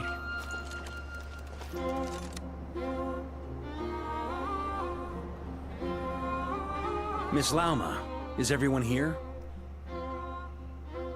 Yes. The fate of my flock is in your hands, Grand Master Varka. Please keep them safe. My lady, what are you saying? Within the next 24 hours, we will face the biggest crisis the world has ever seen. Uh-oh. This is not a burden that we deserve to bear. But I believe that we reap what we sow in this life. So I intend to act. I must do what I think is right. For me, that means fighting for the future of Nodcry. This gentleman is the Grand Master of the Knights of Favonius, Varka, Knight of Boreas. In my absence, please follow his lead. Hey, everyone. This dude. Guess I should introduce myself. Well, to start with, I know my way around a battlefield. No, this guy.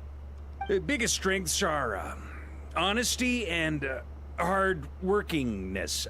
Anyway, point is, I don't intend to let Lauma down. I'm gonna do everything in my power to keep every last one of you safe and sound.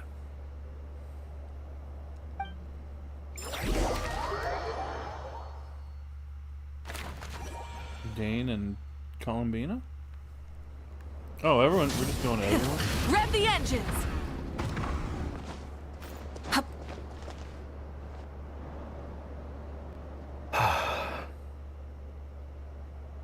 Something on your mind? Miss Columbina, was it? I believe that's how the others addressed you. That's right. Names are funny things. Have you always been called Dainsleif? Yes. I take it your own name has a more complicated history. I have a different relationship with names than other people. To be honest, I'm not even sure that Columbina is my name. At least, not in the same way that Dainsleif is yours. But it's what everyone calls me, and I go along with it. A lot of my life has been that way. I get so used to things that I forget to question why they are so. I never used to think much about where names come from, or what they mean to people. Maybe something's wrong with me.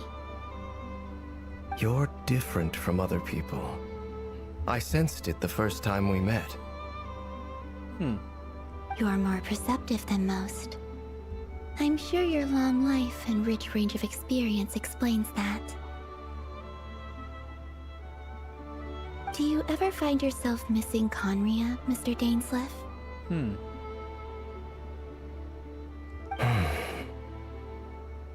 No and yes. Difficult to answer. I have dreamed of the past many, many times. Sometimes I'm fighting tooth and nail. Other times I'm lying on the ground, defeated. I don't recall any happy moments from that time. It has been too long. Is that because hatred survives longer than love and affection?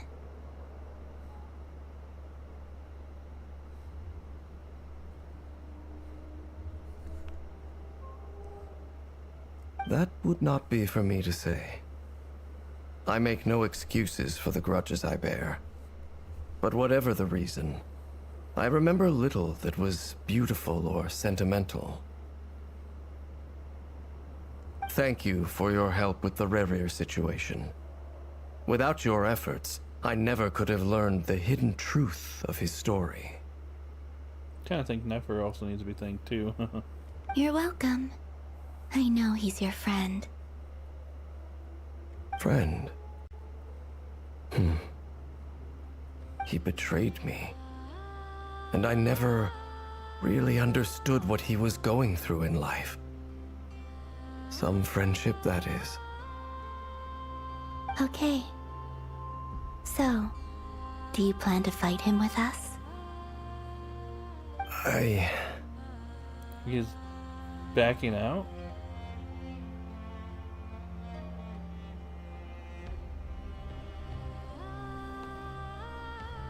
I love putting in time for something and making no progress. Pikachu hates me. Oh, really? You see, you're torn. Now you know what really happened. You see the things he's done in a new light. I need some time.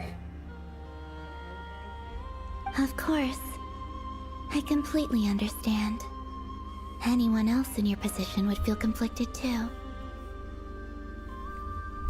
Actually, I went through something similar myself recently.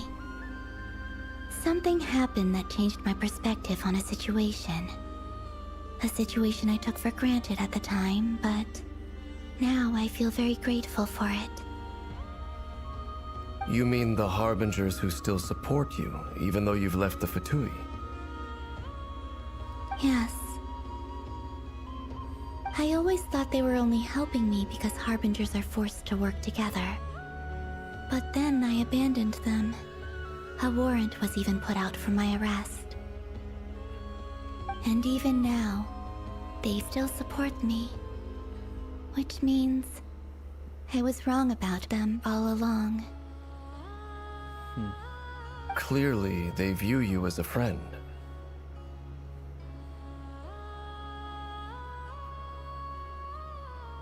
I feel a little guilty now. I regret not seeing her help for what it was, and not treasuring it.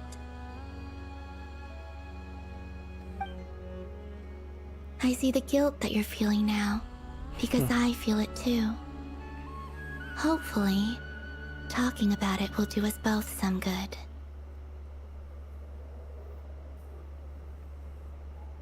Have you noticed that the Traveler and Paimon are over there?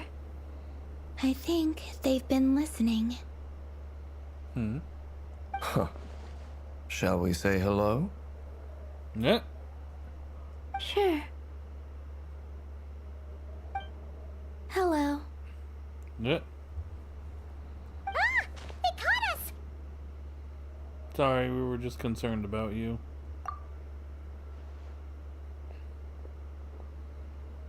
I apologize for making you worry. No doubt you wish to know where I stand on the plan to take down the Rerir of Solnari.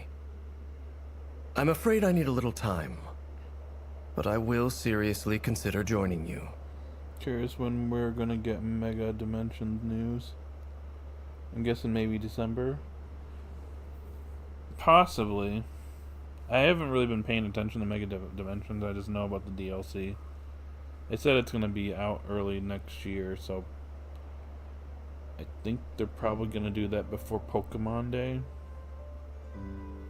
Since you know there's gonna be probably a certain announcement that is gonna be happening that day that everybody and their brother is gonna be looking at, so might want to get Mega Dimensions out of the way before that happens. You will? Oh, thank you so much! Everyone will be so grateful to hear that! They needn't be. This was something that I was going to have to face up to eventually. That doesn't matter to them. They're grateful to you regardless. You can't control their gratitude, so just accept it. And then, have a think about whether you're willing to join us.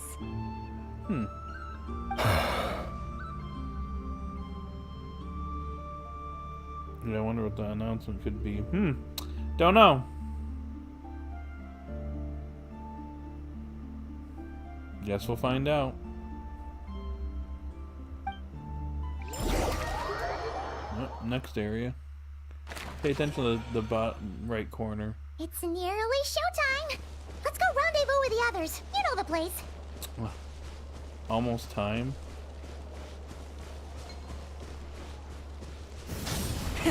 Rev the engines!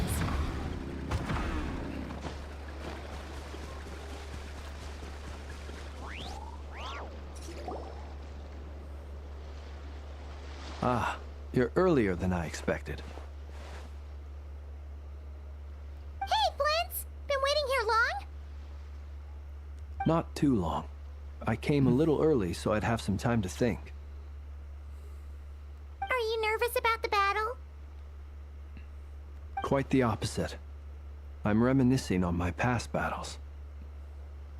When I was awakened by the Ratniki, I had not touched a weapon in many years. I felt like the battlefield was not where I belonged. But after waging war against the Wild Hunt for so long, I came to realize something. A life of absolute peace is simply not a possibility for me. My restless flame indicates that somewhere inside of me, there is a deep yearning to root out the evil in this world. Oh, that doesn't sound like such a bad thing. I agree. Seems pretty noble if you ask me. That's like how you can see the Natlan volcano in the background. It's nice.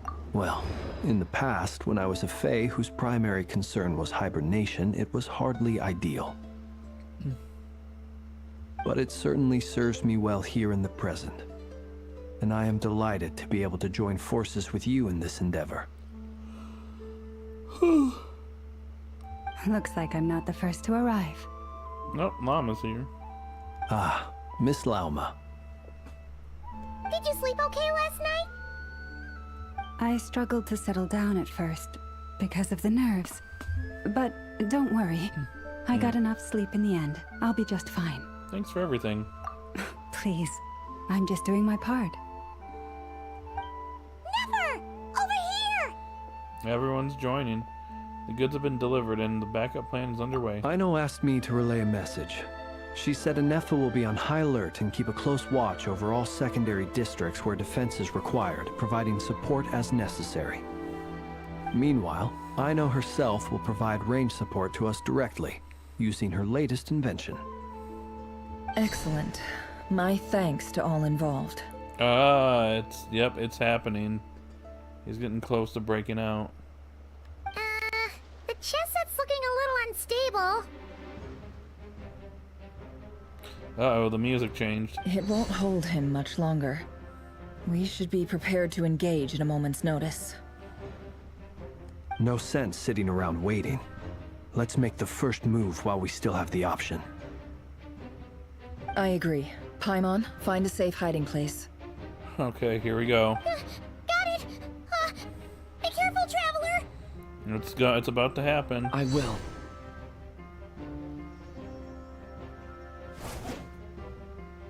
Everyone, take your positions as soon as the battle starts. Every ounce of strength we have in our bones, let us bring to this fight. Ready? Let's go.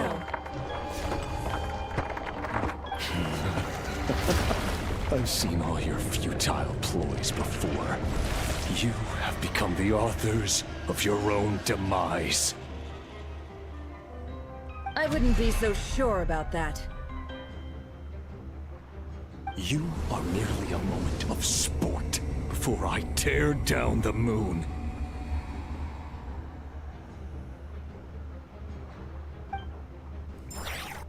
Here we go. Oh, look at that artwork.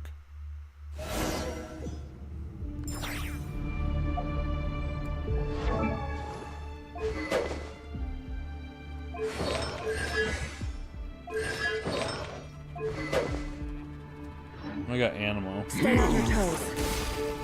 Yep, you too.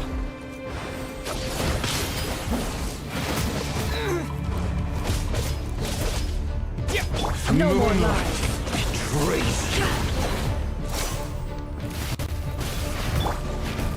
Close your eyes. Forest, protect us. We need help, you guys.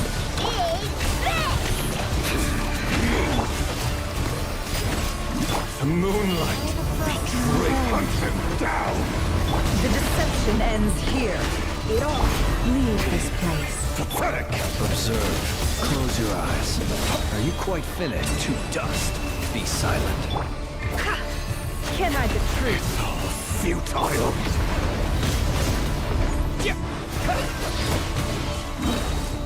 Wipe out! It all adds up. Pathetic.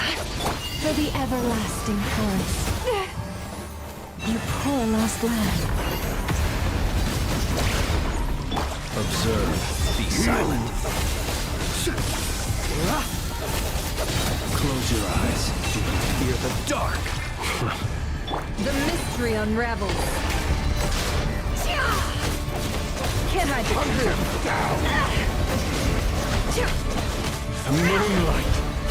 It's all futile. It all adds up. Leave this place. By the frost moon of the... Observe. Be silent. Pathetic. To dust. Steady now. Go! It began with the moon, and so shall it end. What now? The moon will protect you. The moonlight betrays you.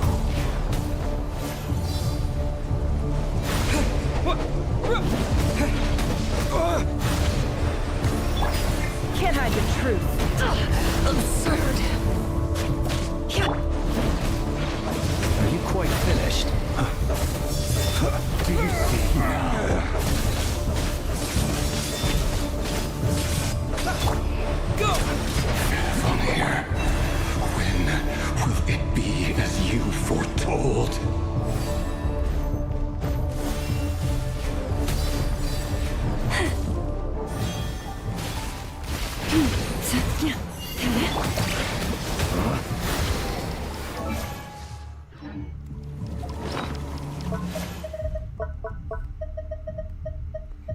pretty tough. Welcome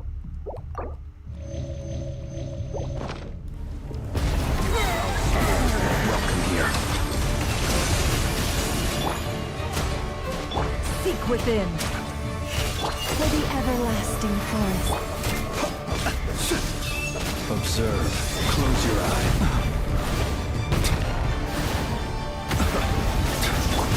No more lies. It all adds up.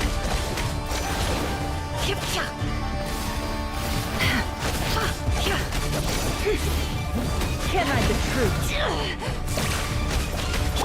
Forest, protect us. Observe.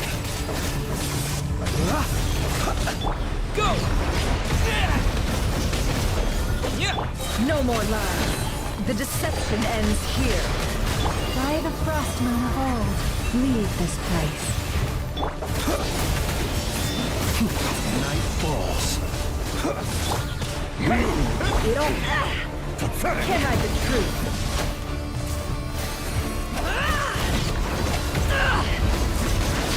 It all adds up. The moonlight.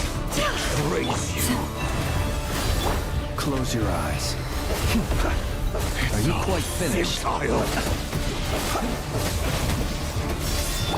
Water jet! Bombs away!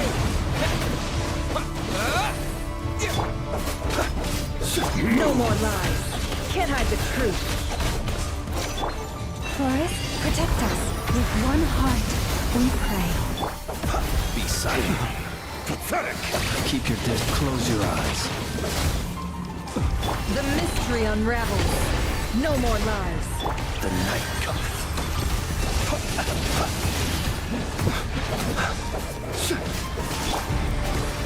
It's all futile. The moonlight. It all adds up. Raise you. No more. Your little game of heroics is over. Who wants to go first?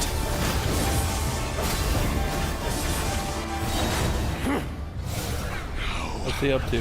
Get out of my sight! Huh? No! We've been separated! Take! We're in trouble. Never! Where are the others? Stuck outside the barrier. I guess he really doesn't like us. I told you before. Knowing too much is always a death sentence. Be careful what you wish for.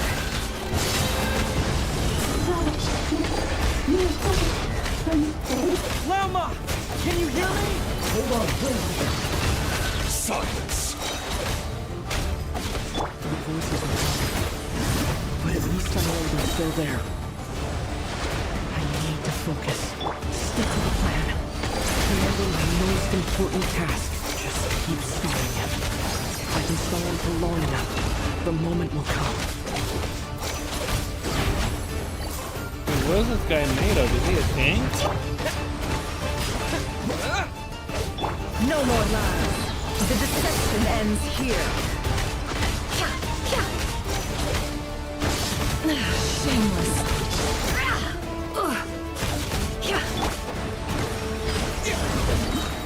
Bombs away! Can't hide the truth. No more lies. Destroyed. Go!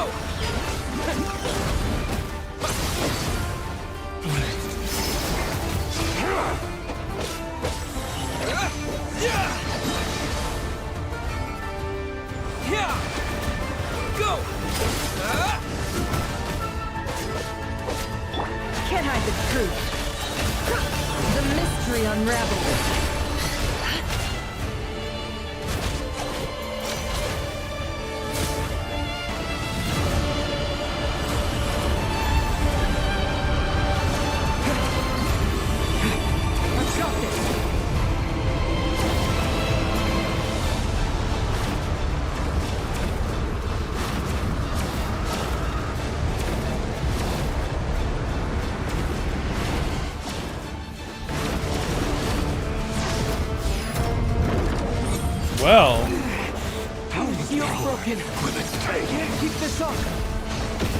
Push your luck.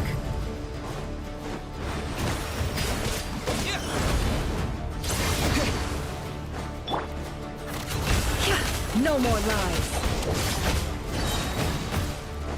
Seek within. Can't hide the truth.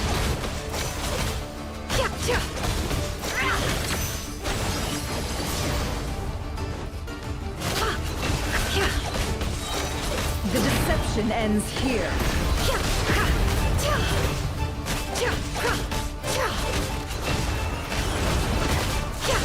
How unfortunate.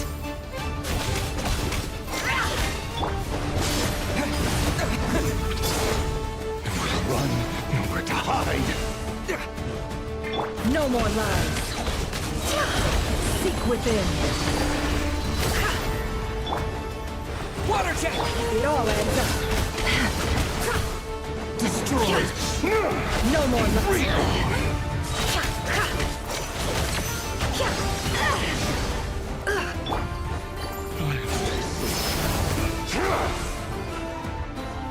Bombs away!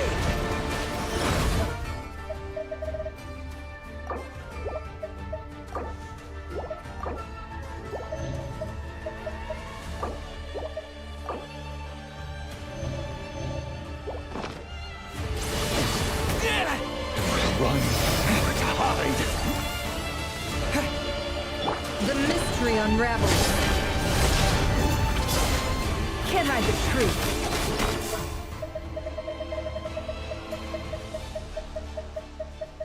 Alright, time to take this seriously.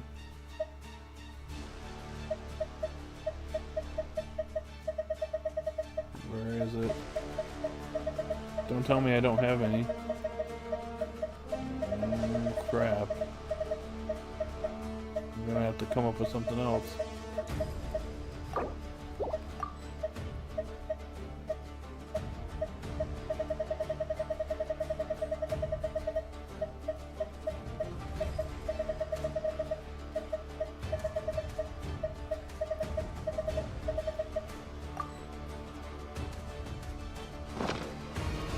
No more lies. Destroyed. Reborn. Seek within.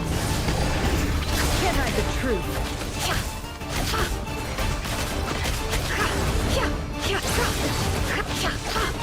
It all falls into place.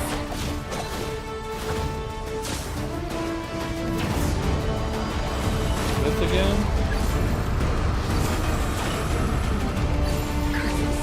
There's no other way. What's gonna happen? It's getting cinematic.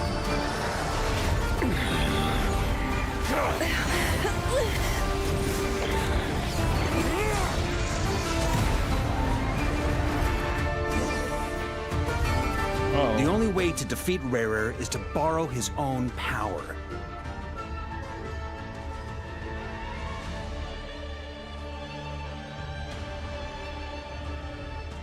Hello.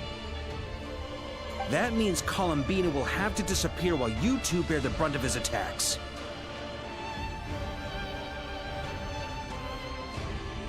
You have to hold on. Find a way to keep him focused on killing the two of you.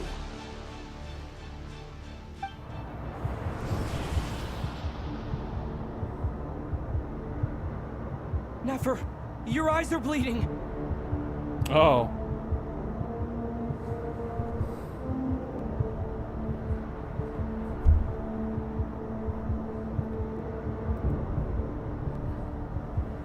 He got her. Soon you will be powerless to resist. And then, I will reduce you to dust. But that dust will plague your memories. Come on, keep holding on.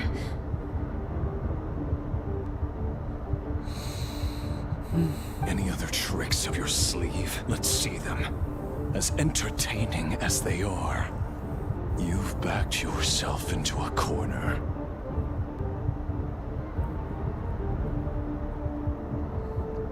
You don't fool me. I see your fear clear as day. I have to stoke his rage. Make him unleash everything.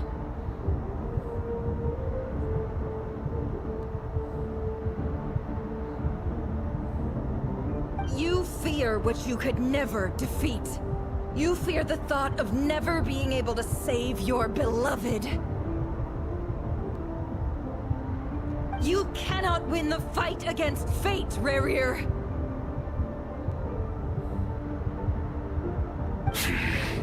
Is that what you think? Well, now it's your turn to feel afraid! Here we go, cutscene. You fear the sound of your own name? Is it us you hate? Or is it what you've become? Let's see what becomes of you!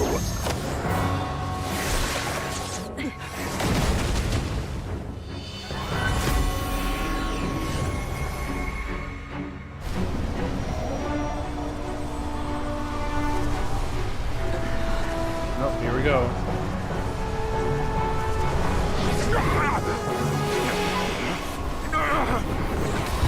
What's happening? That power. I've seen it before. Wrong door.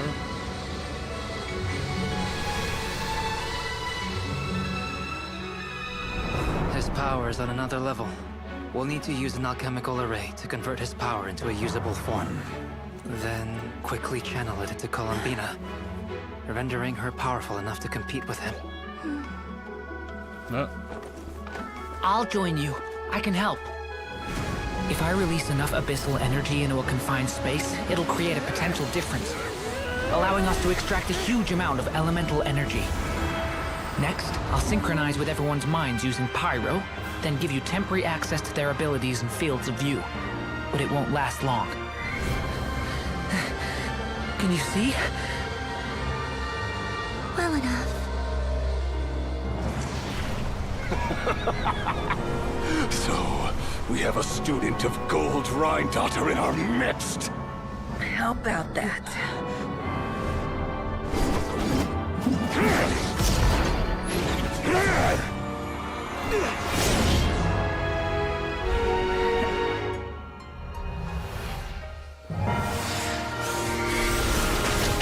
Get him.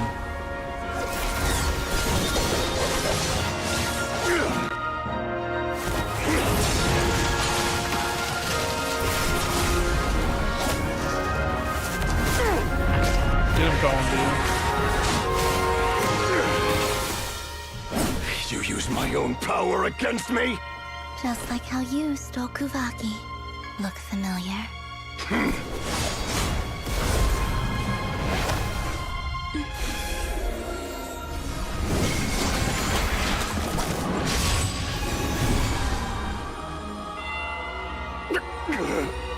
Gotcha.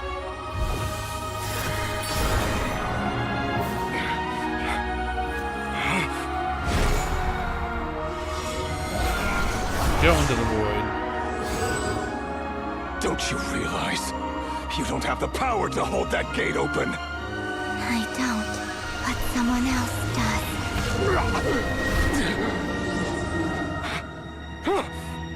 Goodbye, Rerir.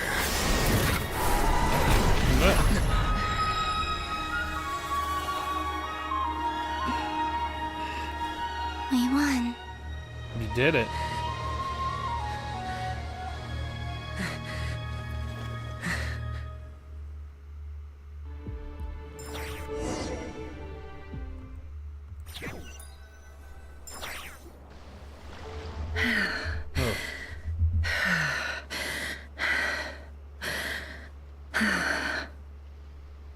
Question: you know how to a good object that hold down a button.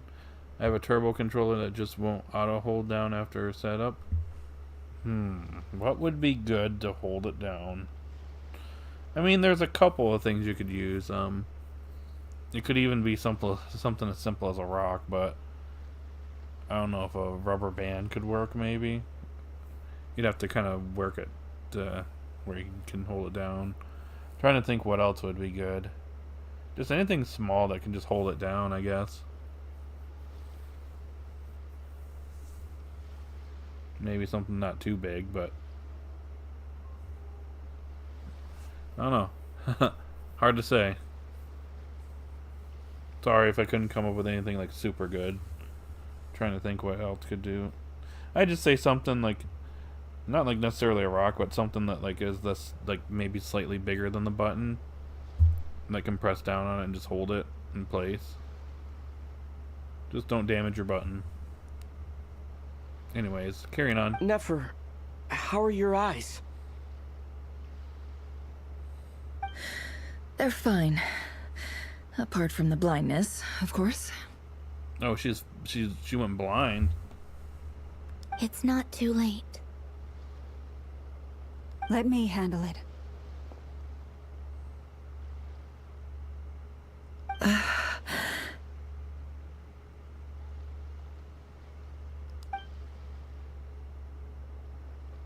Oh no.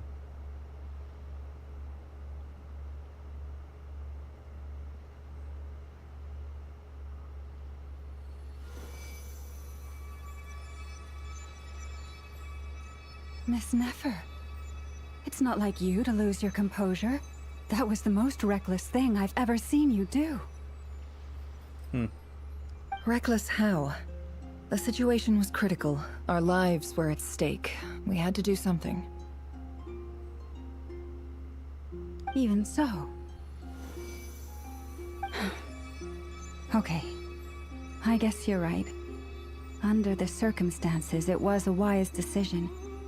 You traded your eyes for an incredible victory. In business terms, I suppose that's a huge return on investment. I'd be hard-pressed to argue otherwise. Still, I don't like this outcome, and I don't want you to lose your sight for good. People suffer when they make sacrifices they shouldn't have to make, whether that means faith, strength, or in this case, your ability to even see. I had hoped you could win without sacrificing so much as a single hair on your head.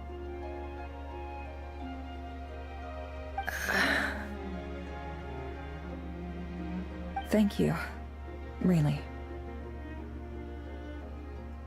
All done. Don't try and open your eyes just yet. We'll see how you're doing in a couple of days. Until then, please follow your recovery plan to the letter. I'll send full details through Yehoda. For now, just get yourself home, relax, and rest. My dear friends, we have fought bravely and achieved a spectacular victory. A dark cloud has been lifted from the skies of Nodcry. All in this land will be grateful for what you have done. So once again, we are heroes. The moon will remember this day. Thank you both.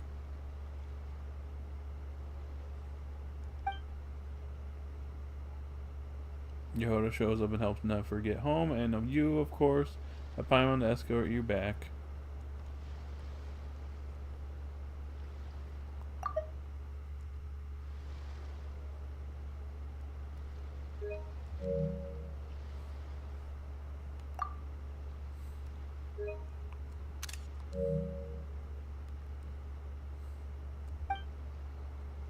Decided Nefer navigating the road without with her eyes closed is a new one for you. She proceeds cautiously, but as her silhouette disappears into the distance, you notice she seems almost smug. There's something I want to let you know.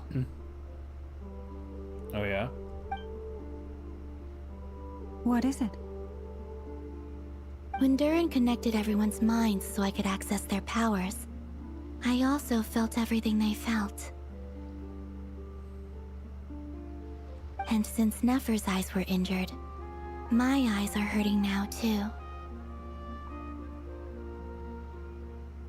Oh. Hold on. Let me try. I only feel the pain. There's no actual damage. I just thought I should tell you. You're right. There's no damage. That's a relief. But I must say, I'm surprised to hear the Kuthar share something like this with me. In the past, you never used to open up about yourself. Things are a little different now from how they were. I'm learning to share how I truly feel with my friends. Friends?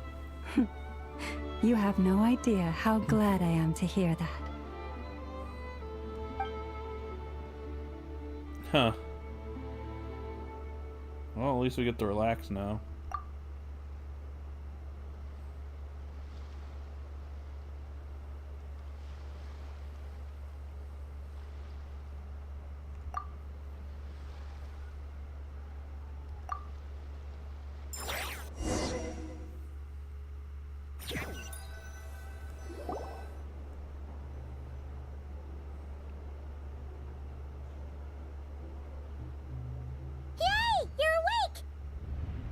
What now? How are you feeling? Any aches and pains? Did you sleep well? I'm doing all right, Paimon. No need to worry about me. Phew! Well, that's good. Paimon's been sitting on the edge of the bed worrying about you for ages. You slept a whole day and night.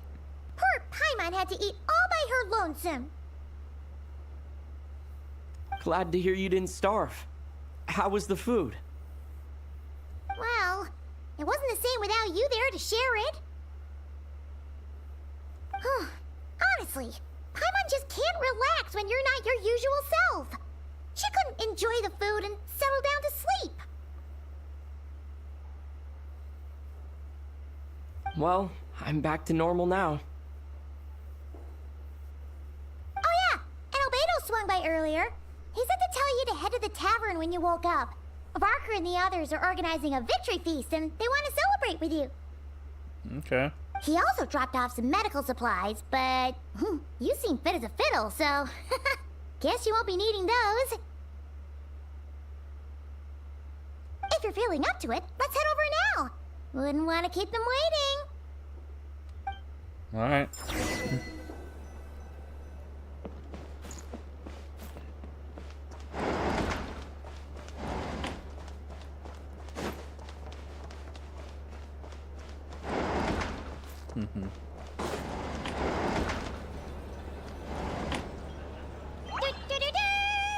We're here!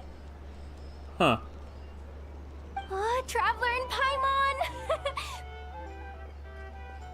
Perfect timing! We were literally just saying how there's no way we're holding this victory feast without you any longer, and we would have postponed it till tomorrow. How are you feeling today? Much better. Thanks. Don't worry about me. Relieved to hear it. If that changes, just let me know. Happy to check you over at any time. Yep, we're here for you. Anything you need, just let us know. Oh wait, where's Nefer? I see Dory. How are her eyes doing? Nefer's right over there. I'm sure she'd love to catch up with you.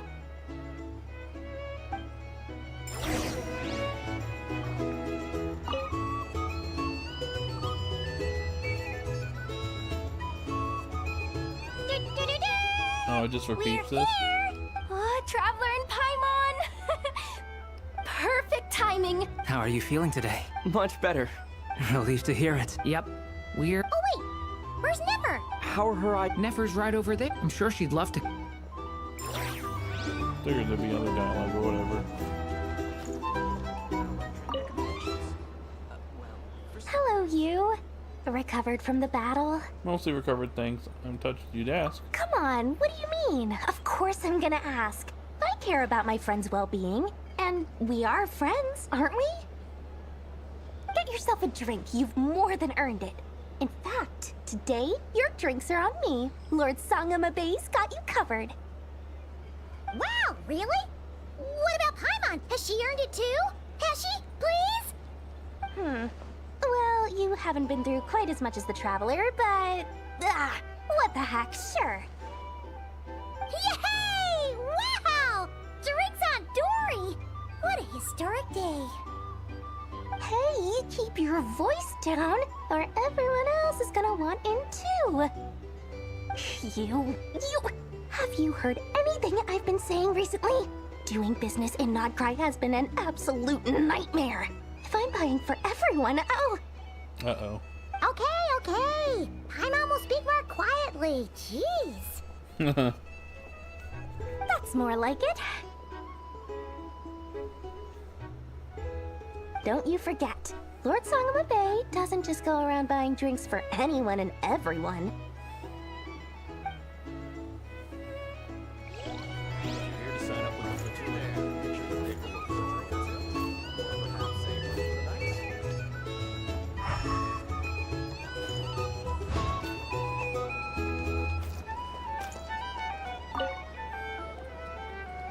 I thought of 1,000 ways to congratulate you, but now you're here, words are failing me. The honorary knight stuns them speechless once again. Well said. The honorary knight showed us all how it's done. And you did absolutely nothing. The other knights tell me that Mondstadt was the first stop on your journey. All of us are truly delighted to count you as our friend.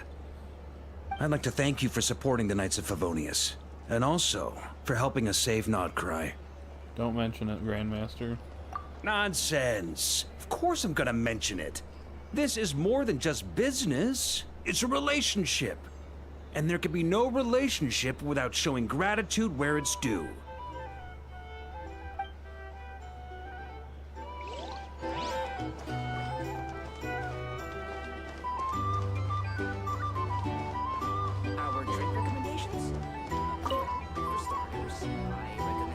I see you've recovered?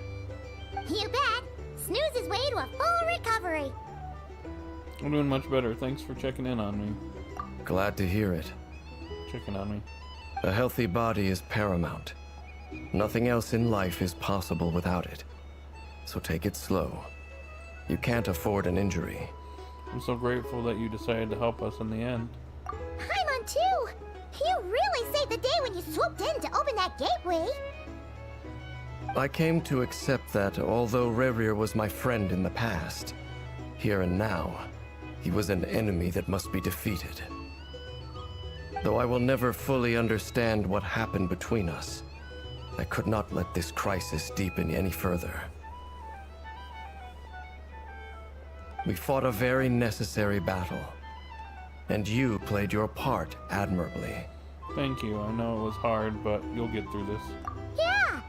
And if you ever need to talk, just remember, we're always here. I'll do that. These are bounties. If you want to negotiate prices.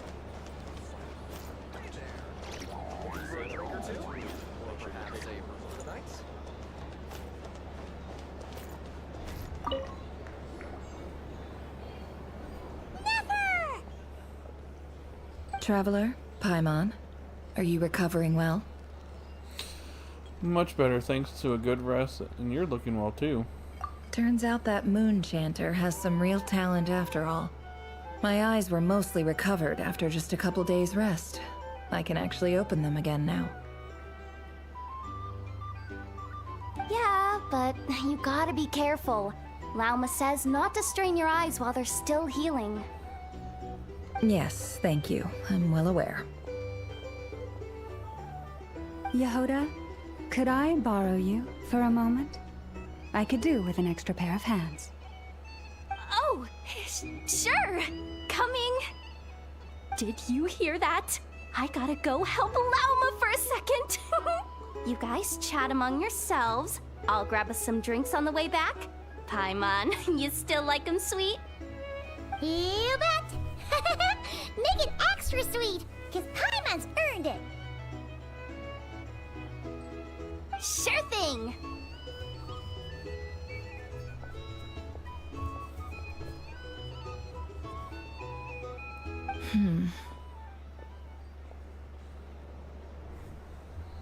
What's on your mind? The Rerir of Solnari. Kind of a snake, don't you think? More like a wolf in my mind. No, definitely a snake. A poisonous one who spewed his venomous hatred everywhere. Anyone who seeks revenge out of hatred for other people has become a snake. That's something my dad used to say. I guess he didn't like seeing people go down the path of vengeance. Perhaps. I'm sure it sounds like a very wise and open-hearted perspective to your ears. But me? I think hatred is a perfectly justifiable emotion. What else is left when everything you depended on in life gets stripped away? Something's gotta fuel that drive to keep on living. When I look at your life, I see a lot of things that you can depend on. If you're worried about me, you can nip that in the bud. I'm not someone who gets stuck in the past. It's just... I suddenly feel like I was wrong to call my father a liar. He was just a fool. That's why the Academia turned their back on him, and why the other tribes ganged up on him. Oh, Father. How much better things could have been if you were a skilled liar. Look at the Ibis King. Thoth is a fiendishly cunning liar. And yet, strangely, he feels more like a father to me than my real dad ever was. He's never brought it up, but I'd bet he feels the same way. Why else would he give me the power to perceive the truth, while at the same time training me in the art of deception? Sadly, I've never heard of... If it's that king's voice, what's he actually like? Well, King Deshret banished him to Aru, which is essentially a prison, and posed 3 questions to him. He promised that he'd have his freedom if he could find the answers. His response was to take on a physical form and approach me, hoping that I could become his envoy and search for one of the answers on his behalf. Did he really think I'd fall for that? He's stuck there. He can't make me return what he gave to me. Sounds like he was nice enough to you. You definitely sound like father and daughter. So that's enough for you to decide he's nice, is it? He's a prisoner, and he was scared. So he decided to perform some good deeds to win people's approval. He lives in fear because he's a deceiver. How is Rerir any different? You can't work as a spy your whole life and expect a happy ending. It's preposterous. Yet I can't say I don't understand it. Liars live in the darkness of their own making, but it's still human nature to want to go on living. They say that a liar's soul is the most worthless thing in the world. What do you think? A liar's soul is the most worthless thing in the world?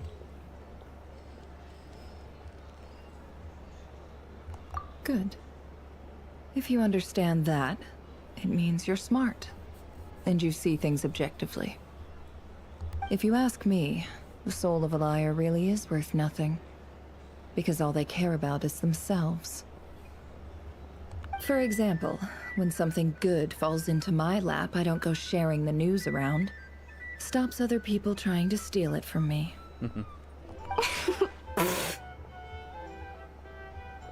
I have a feeling some people over there may have overheard that.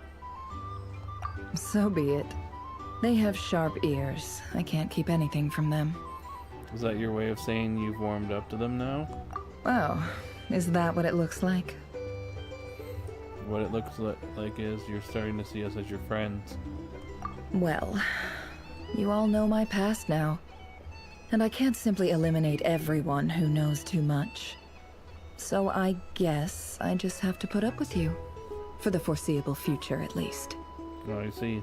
When you find yourself in a situation you can't control, The safest play is to keep calm and start monitoring everyone involved like a hawk. In the intelligence world, you need to have a sense of perspective and play your hand accordingly.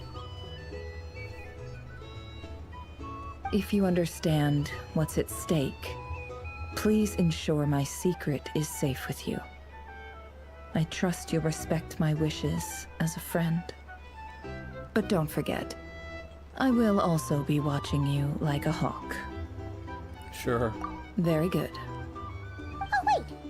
Now that the panic's over and we've all calmed down, Paimon suddenly remembered something. What is it? After all that build-up, our mystery ally never showed up even once. It's Jover. Oh, wait. Noise is coming from indoors. Huh? Am I imagining things?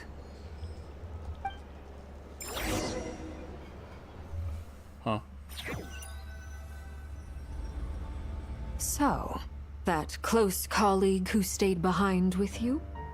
What's he been up to recently? Uh-oh. The doctor? Don't know, don't care. I get more normal human interaction from hanging out with Bosco 2 than him. Although, now you mention it, he hasn't bothered me in a while. I wonder if... If he's disappeared without a trace, it's the biggest gift he ever gave to the world. But I somehow doubt that's what's going on.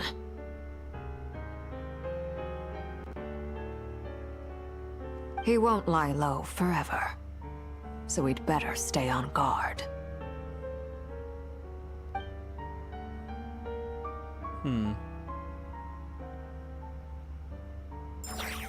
Dottore.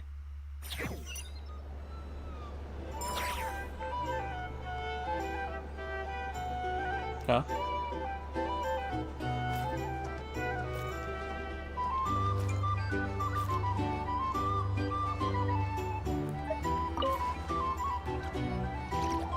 Hello.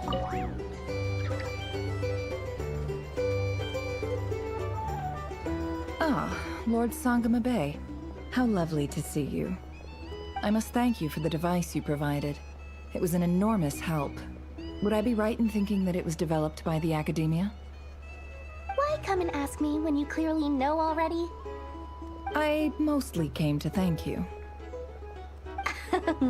That's more like it. A little gratitude goes a long way with Lord Sangama Bay. Play your cards right, and you might even stand a chance of becoming my long-term supplier. The chance to work with such a kind and charitable investor as yourself would be a great honor for the Curatorium.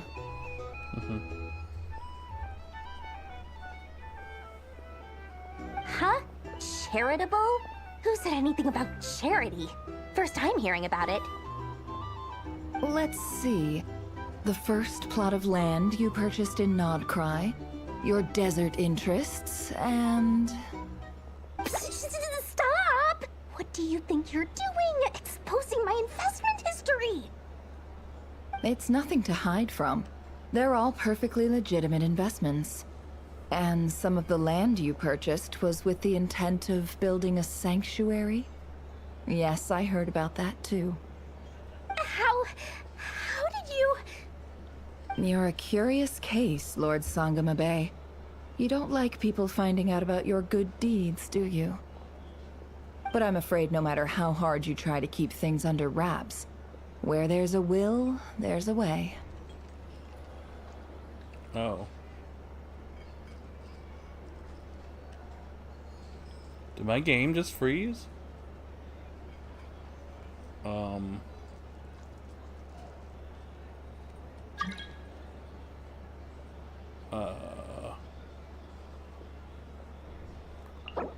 Buddy, not right now.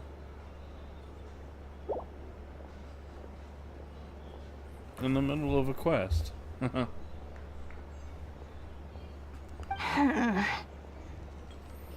about tanked my game. You did it for Sumeru, didn't you? It was empty land that was gonna go to waste otherwise. I figured if I built something there, it might at least get some use in an emergency. Oh. Disasters are capricious things. They strike without any warning. I've lost family to a disaster before, and I don't want to lose any friends or business partners if I can help it. My elder sister used to dream of finding a sanctuary. Somewhere with plenty of food, water, and medicine. Where everyone could live happy lives.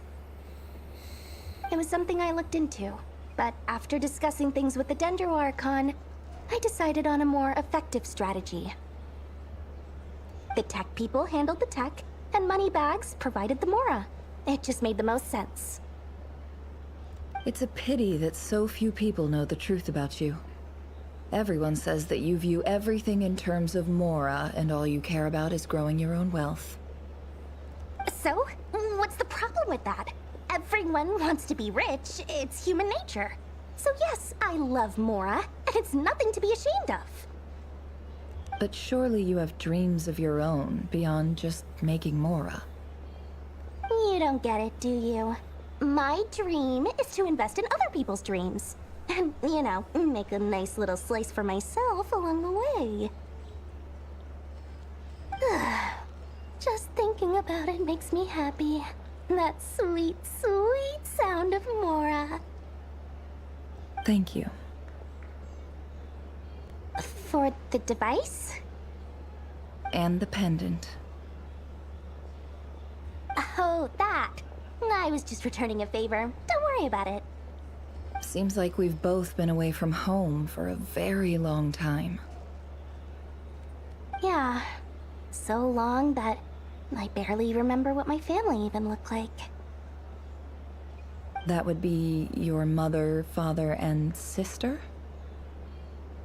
Interesting. Yeah, though it's been years since my sister passed away. It's not like I want to forget them, obviously, but memory can be even more ruthless than the most calculating business person. Beyond a certain point, if something isn't helping you, it just gets rid of it. My sister can't help me now. Slowly but surely, her face is fading from my mind's eye. It's become a vague impression. Not everything will fade. When loved ones pass away, the beautiful memories are the ones that last the longest. Yeah, that's true. If you ask me, that's the one silver lining in all of it.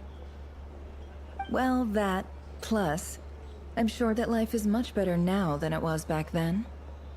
Oh, absolutely. I have tons of Mora, a big beautiful house, business is booming, and I'm as happy as can be. You've got a lot going for you too. Boss of the Curatorium of Secrets? I'm sure there's plenty of Mora to be made in that line of work. I appreciate the vote of confidence.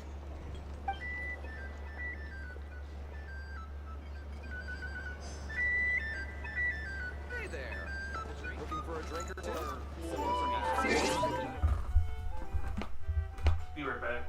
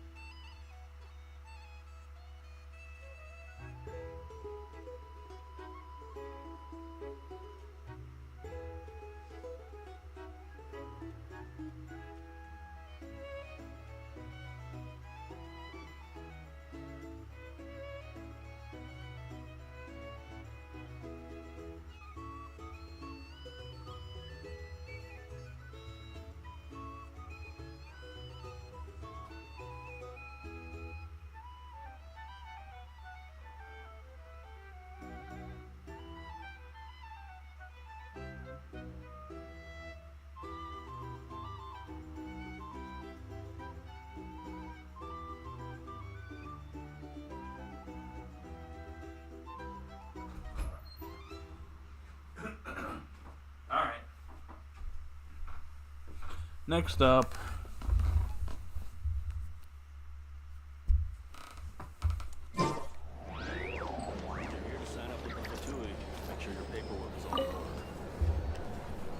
How have you been holding up? Any adverse reactions? If you start to take a turn for the worse, make sure you tell me right away. You don't need to worry about me, Grandmaster. I'm fine. I mean, I barely did anything, so... What? You're too humble, young man. You played an indispensable role in the battle for Nodcry. We can't thank you enough for your support. Sometimes, when people praise you, it's because you deserve it. The best thing is to accept it calmly and with grace. It's important to learn how to respond to words of admiration. Let's do a quick demonstration. Albedo, that was an incredible feat of alchemy. The pressure was on, but you worked flawlessly at lightning speed to get the job done. Thank you. I can't take all the credit, though. Durin played a big part in forming the alchemical array. See? Did you catch that? A masterclass in how to take a compliment. Okay, yeah. I did work pretty hard to help prepare for the battle. No point denying that. Hey, you guys! Seriously, great work, everyone. You all outdid yourselves. Hey, look who's bounced back. Looking good, traveler.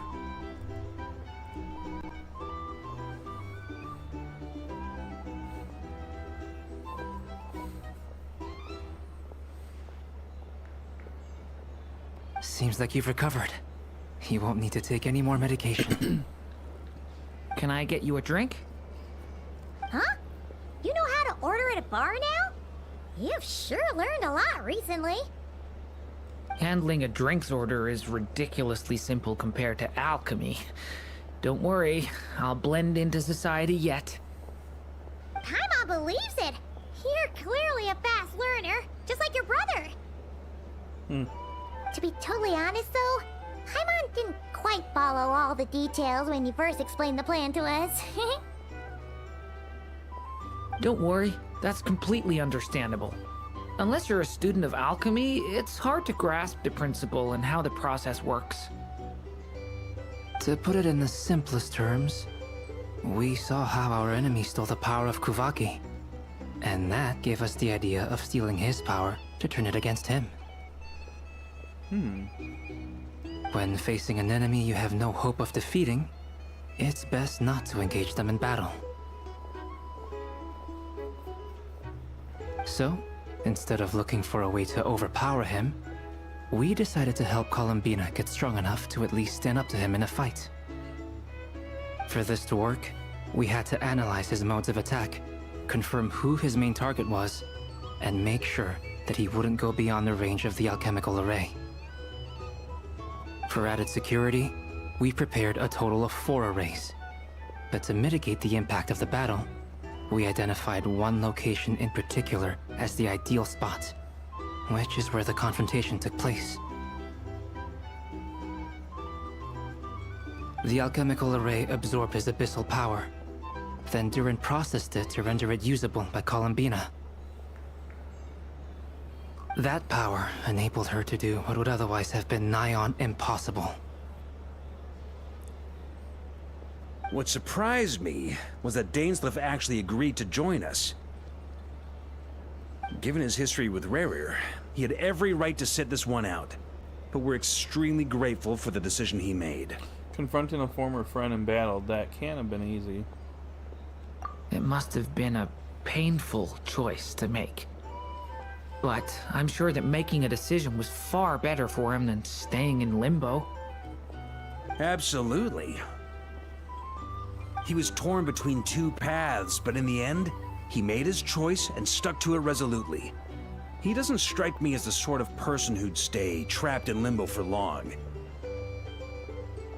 Anyway, however you cut it, everyone gave a stellar performance.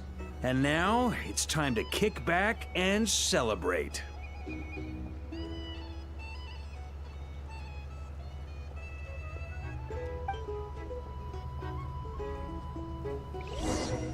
Are we all done?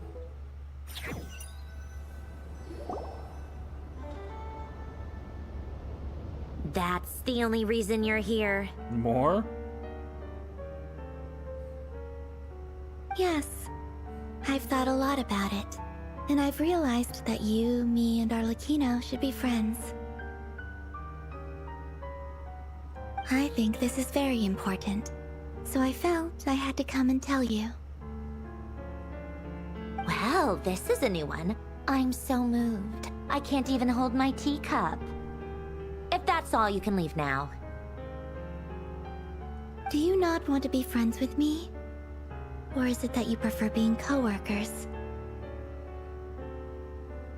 What is this, Columbina? Are you deliberately testing my patience threshold? Right now, my politeness module is active. But if you say another word, I swear I'll shut it down. Sassy. If your politeness module was active, wouldn't you say the word please at some point? Polonia, please see Lady Columbina to the door. Will you still invite me to your next tea party? What? Yes, I think you will. Bye-bye, dear Sandrone. Oh. Catching up with a friend. Hope I'm not interrupting. What are we doing here? Last time, the Wild Hunt escorted you out. Would you rather I handled it myself this time? We just wanted to, you know, see how you were doing now that it's all over. Why? Out of concern for my safety? I hope you didn't seriously think that the Rerir of Solnari would be able to lay so much as a finger upon me, given how prepared I was. Mostly because you kind of helped us out, so we just wanted to check you were okay. Looks like all your robots are fixed, huh? I spy books and teacups on the table. Afternoon tea, so we are interrupting after all. Oh, don't you worry about that. Tea time is already a write-off. The visitor before you managed to kill my appetite. If you're in the mood for tea, go ahead and help yourself. Otherwise, it's going to waste. My coasters are still missing in action, though. Use this notebook instead. Whoa! Pretty hefty notebook. Look at all those calculations. You can ignore those. They're just dumb scribblings. I doodle and write in my free time. Sometimes I remember the distant, dreamlike past. Sometimes I imagine the far-flung future. And other times, I grit my teeth and note down all the crazy nonsense going on in the present. Some people do the crosswords in the newspaper. This is my equivalent of that. Trying to predict the future is like daydreaming. And writing about the present just makes me furious. The past is my favorite. If nothing else, it's already set in stone, so I don't have to rack my brains trying to figure it all out. Huh. Although, having said that, the only vaguely interesting memory in my past is probably that guy they call Lord Artificer. Lord Artificer? You mean Alan Guillotine? Alon Guillotine? Who else? Pretty much all the mecha in Fontaine are his personal handiwork. Wait, are you saying you know him? Like, personally? As a friend? I mean, I guess we were friendly enough. So you actually met him, but he lived hundreds of years ago. Yep. In fact, I'm probably the only normal person left who knew him at all. We used to chat occasionally back when he was still around. Before he passed away, he asked me to destroy all his manuscripts. I honored his request, but I did read through everything first before destroying them. I mean, I couldn't let the genius of Lord Artificer Alain Guillotin disappear like that. Would have been such a waste.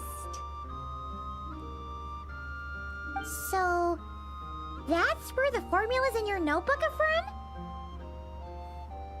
from? I just told you. Those are my equivalent of crossword puzzles. They're just dumb formulas that I solve for fun when I'm bored.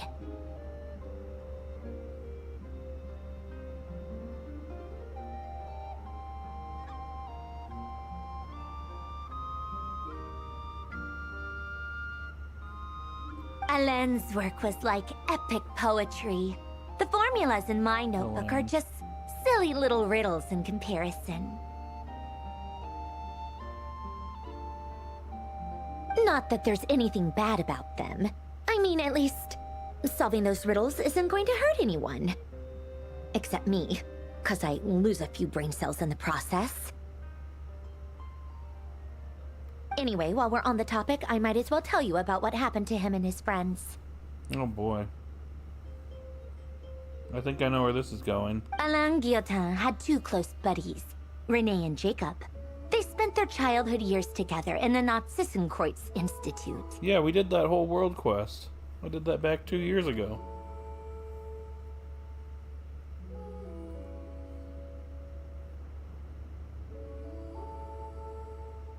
They were all quite competitive, so there was some rivalry between them, but it was a friendly rivalry. But beneath the friendship and the rivalry ran something deeper, a sense of nostalgia for the past. Unfortunately, childhood would end, the prophecy would come true, the apocalypse would arrive, and the future would never be. A mad dream that would normally only capture the minds of lunatics began to take root in their hearts. A dream of saving the world. Well, completely canon to the main arc. No. And if René and Alain had been people of lesser wits, that dream would probably have ended up as something for them to joke about in their older years. But alas, they were some of the sharpest minds around. They nurtured that dream with the full power of their intellect, and it grew into something that ate away at their souls. The first of them to fall under its spell was René. Against Alain's wishes, he persisted in experimenting on a mutual friend of theirs to try and save their life. Alain did not approve and parted ways with René. I can't believe we're getting this. It's actually kind of nuts. It's complicated. Alain wanted to believe that René only did what he did for the sake of their friendship. But when he told me about what happened, I could tell he still had some suspicions about René's motives. Perhaps the seed that would grow into a nightmare had already sprouted in René's mind. Even then.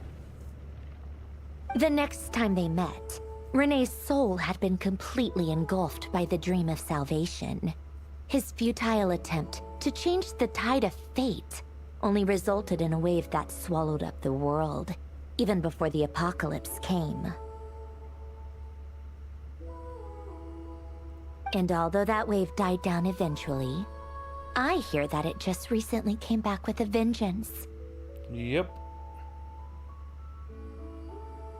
I saved the day. As I understand, René wanted to live out his dream of salvation once more. Yep. But I'm told that the attempted resurgence finally died out for good. At long last, René awoke from his deluded dream. Though of course by then it was far too late. What do you think of René? Oh, I kind of defeated him. Do you admire his transcendent genius? His view that any price was worth paying to achieve the lofty goal of saving the world? Or do you despise him? Dismiss him as an evil madman who wrought havoc on the lives of everyone around him as he pursued his delusional dream? Same difference, really. Just a matter of perspective. Huh.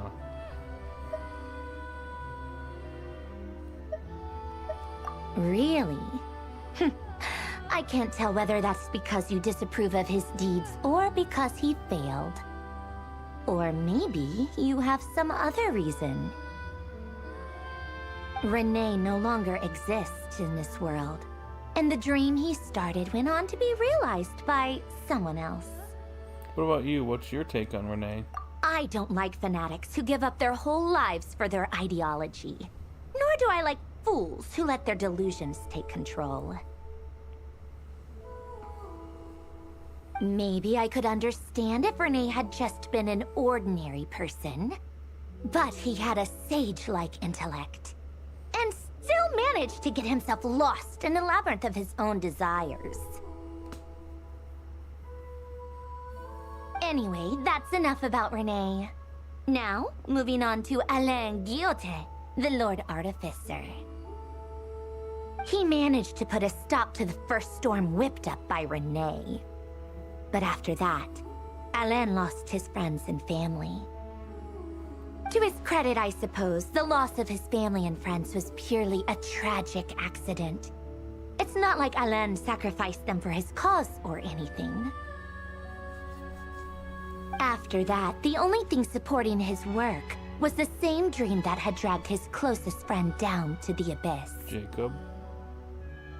But although the desire to save Fontaine drove him to found the Fontaine Research Institute, Alain continued to reject any form of transcendental knowledge or power. He was suspicious and fearful of it, having seen the way it had affected his closest friend. I think that formulas and machines derived solely from human intellect were the only thing that gave him a sense of spiritual comfort. Yet Alain's intellect was simply too great. It barely left him space to breathe in his lifetime. Once he realized that the end of his life was approaching, he finally accepted the truth. The Nazissenkreuz Institute needed someone, and a human being, to see its story through to the end. He quit working on his formulas, trading them in for the fairy tales that had played such a formative role in his childhood, but which he'd barely touched in his adult life. He told me that the director of the Nazissenkreuz Institute used to read those fairy tales to the children as bedtime stories. Apparently, they worked wonders at sending kids off to sleep. I think that all he wanted at that time in his life was to be able to sleep deeply without being plagued by depression. By that point, nothing else really mattered. At the very end, he laid down to rest in the ruins of the former Nazissenkreuz Institute orphanage, while the Fontaine Research Institute he had founded continued tirelessly with its work. Many years after that, tensions over competing dreams would once again cause a rift, this time between members of the Fontaine Research Institute. But the actions of those fools had nothing at all to do with Alain. And that is the story of two people from the Nazissenkreuz Institute who both wanted to save the world. One went all in on his fantasy of salvation without ever looking back, and ended up calmly sinking to the bottom of the deepest sea. The other sought desperately to burn bright in his life, even though he wasn't sure where he was going. I do sometimes wonder, why is it that people like them have such grand hopes of saving the world?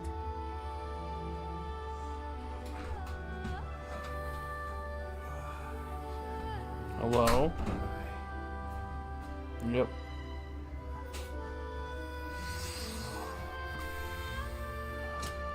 We're out of water, so after I'm done with the stream, I'm gonna run up to the store and get some.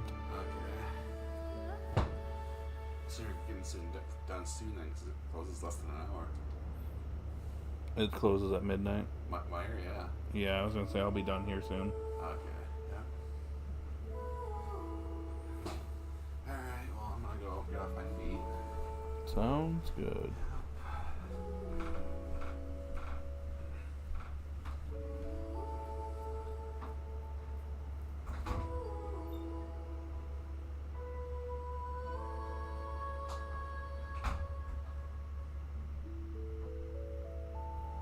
Even the grandest tree starts as a tiny seed.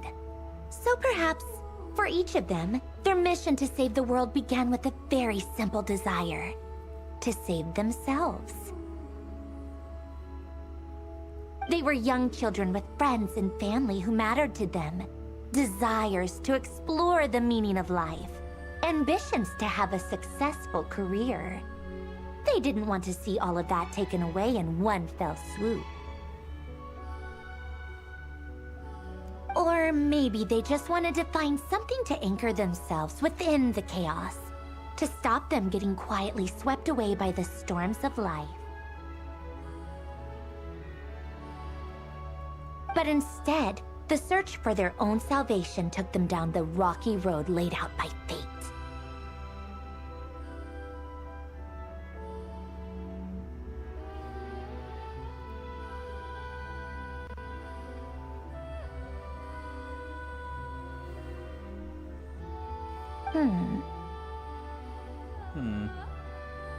Marianne?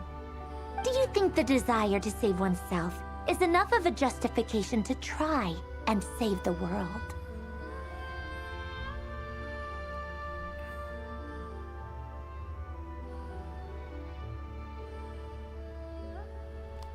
Sensible answer. Glad to know you've got your head screwed on straight. Alan would disagree, though. I asked him the same question back when he was in his prime, putting all of his energy into his work. Yes, it's enough. No elaboration, just a quick, short answer before getting right back to his work. He was always that way. All right, tea time's over. I owe Arlecchino a favor for telling me these stories. I'll have to bring a whole sack of gifts the next time I visit the House of the Hearth. I'm gonna go tinker with Polonia now. You guys can do whatever you want, as long as it doesn't involve interrupting me. Polonia, exit hibernation mode. Begin diagnostics. Oh, okay. Is this it? I think we're done. There isn't anything. Nope. That's it.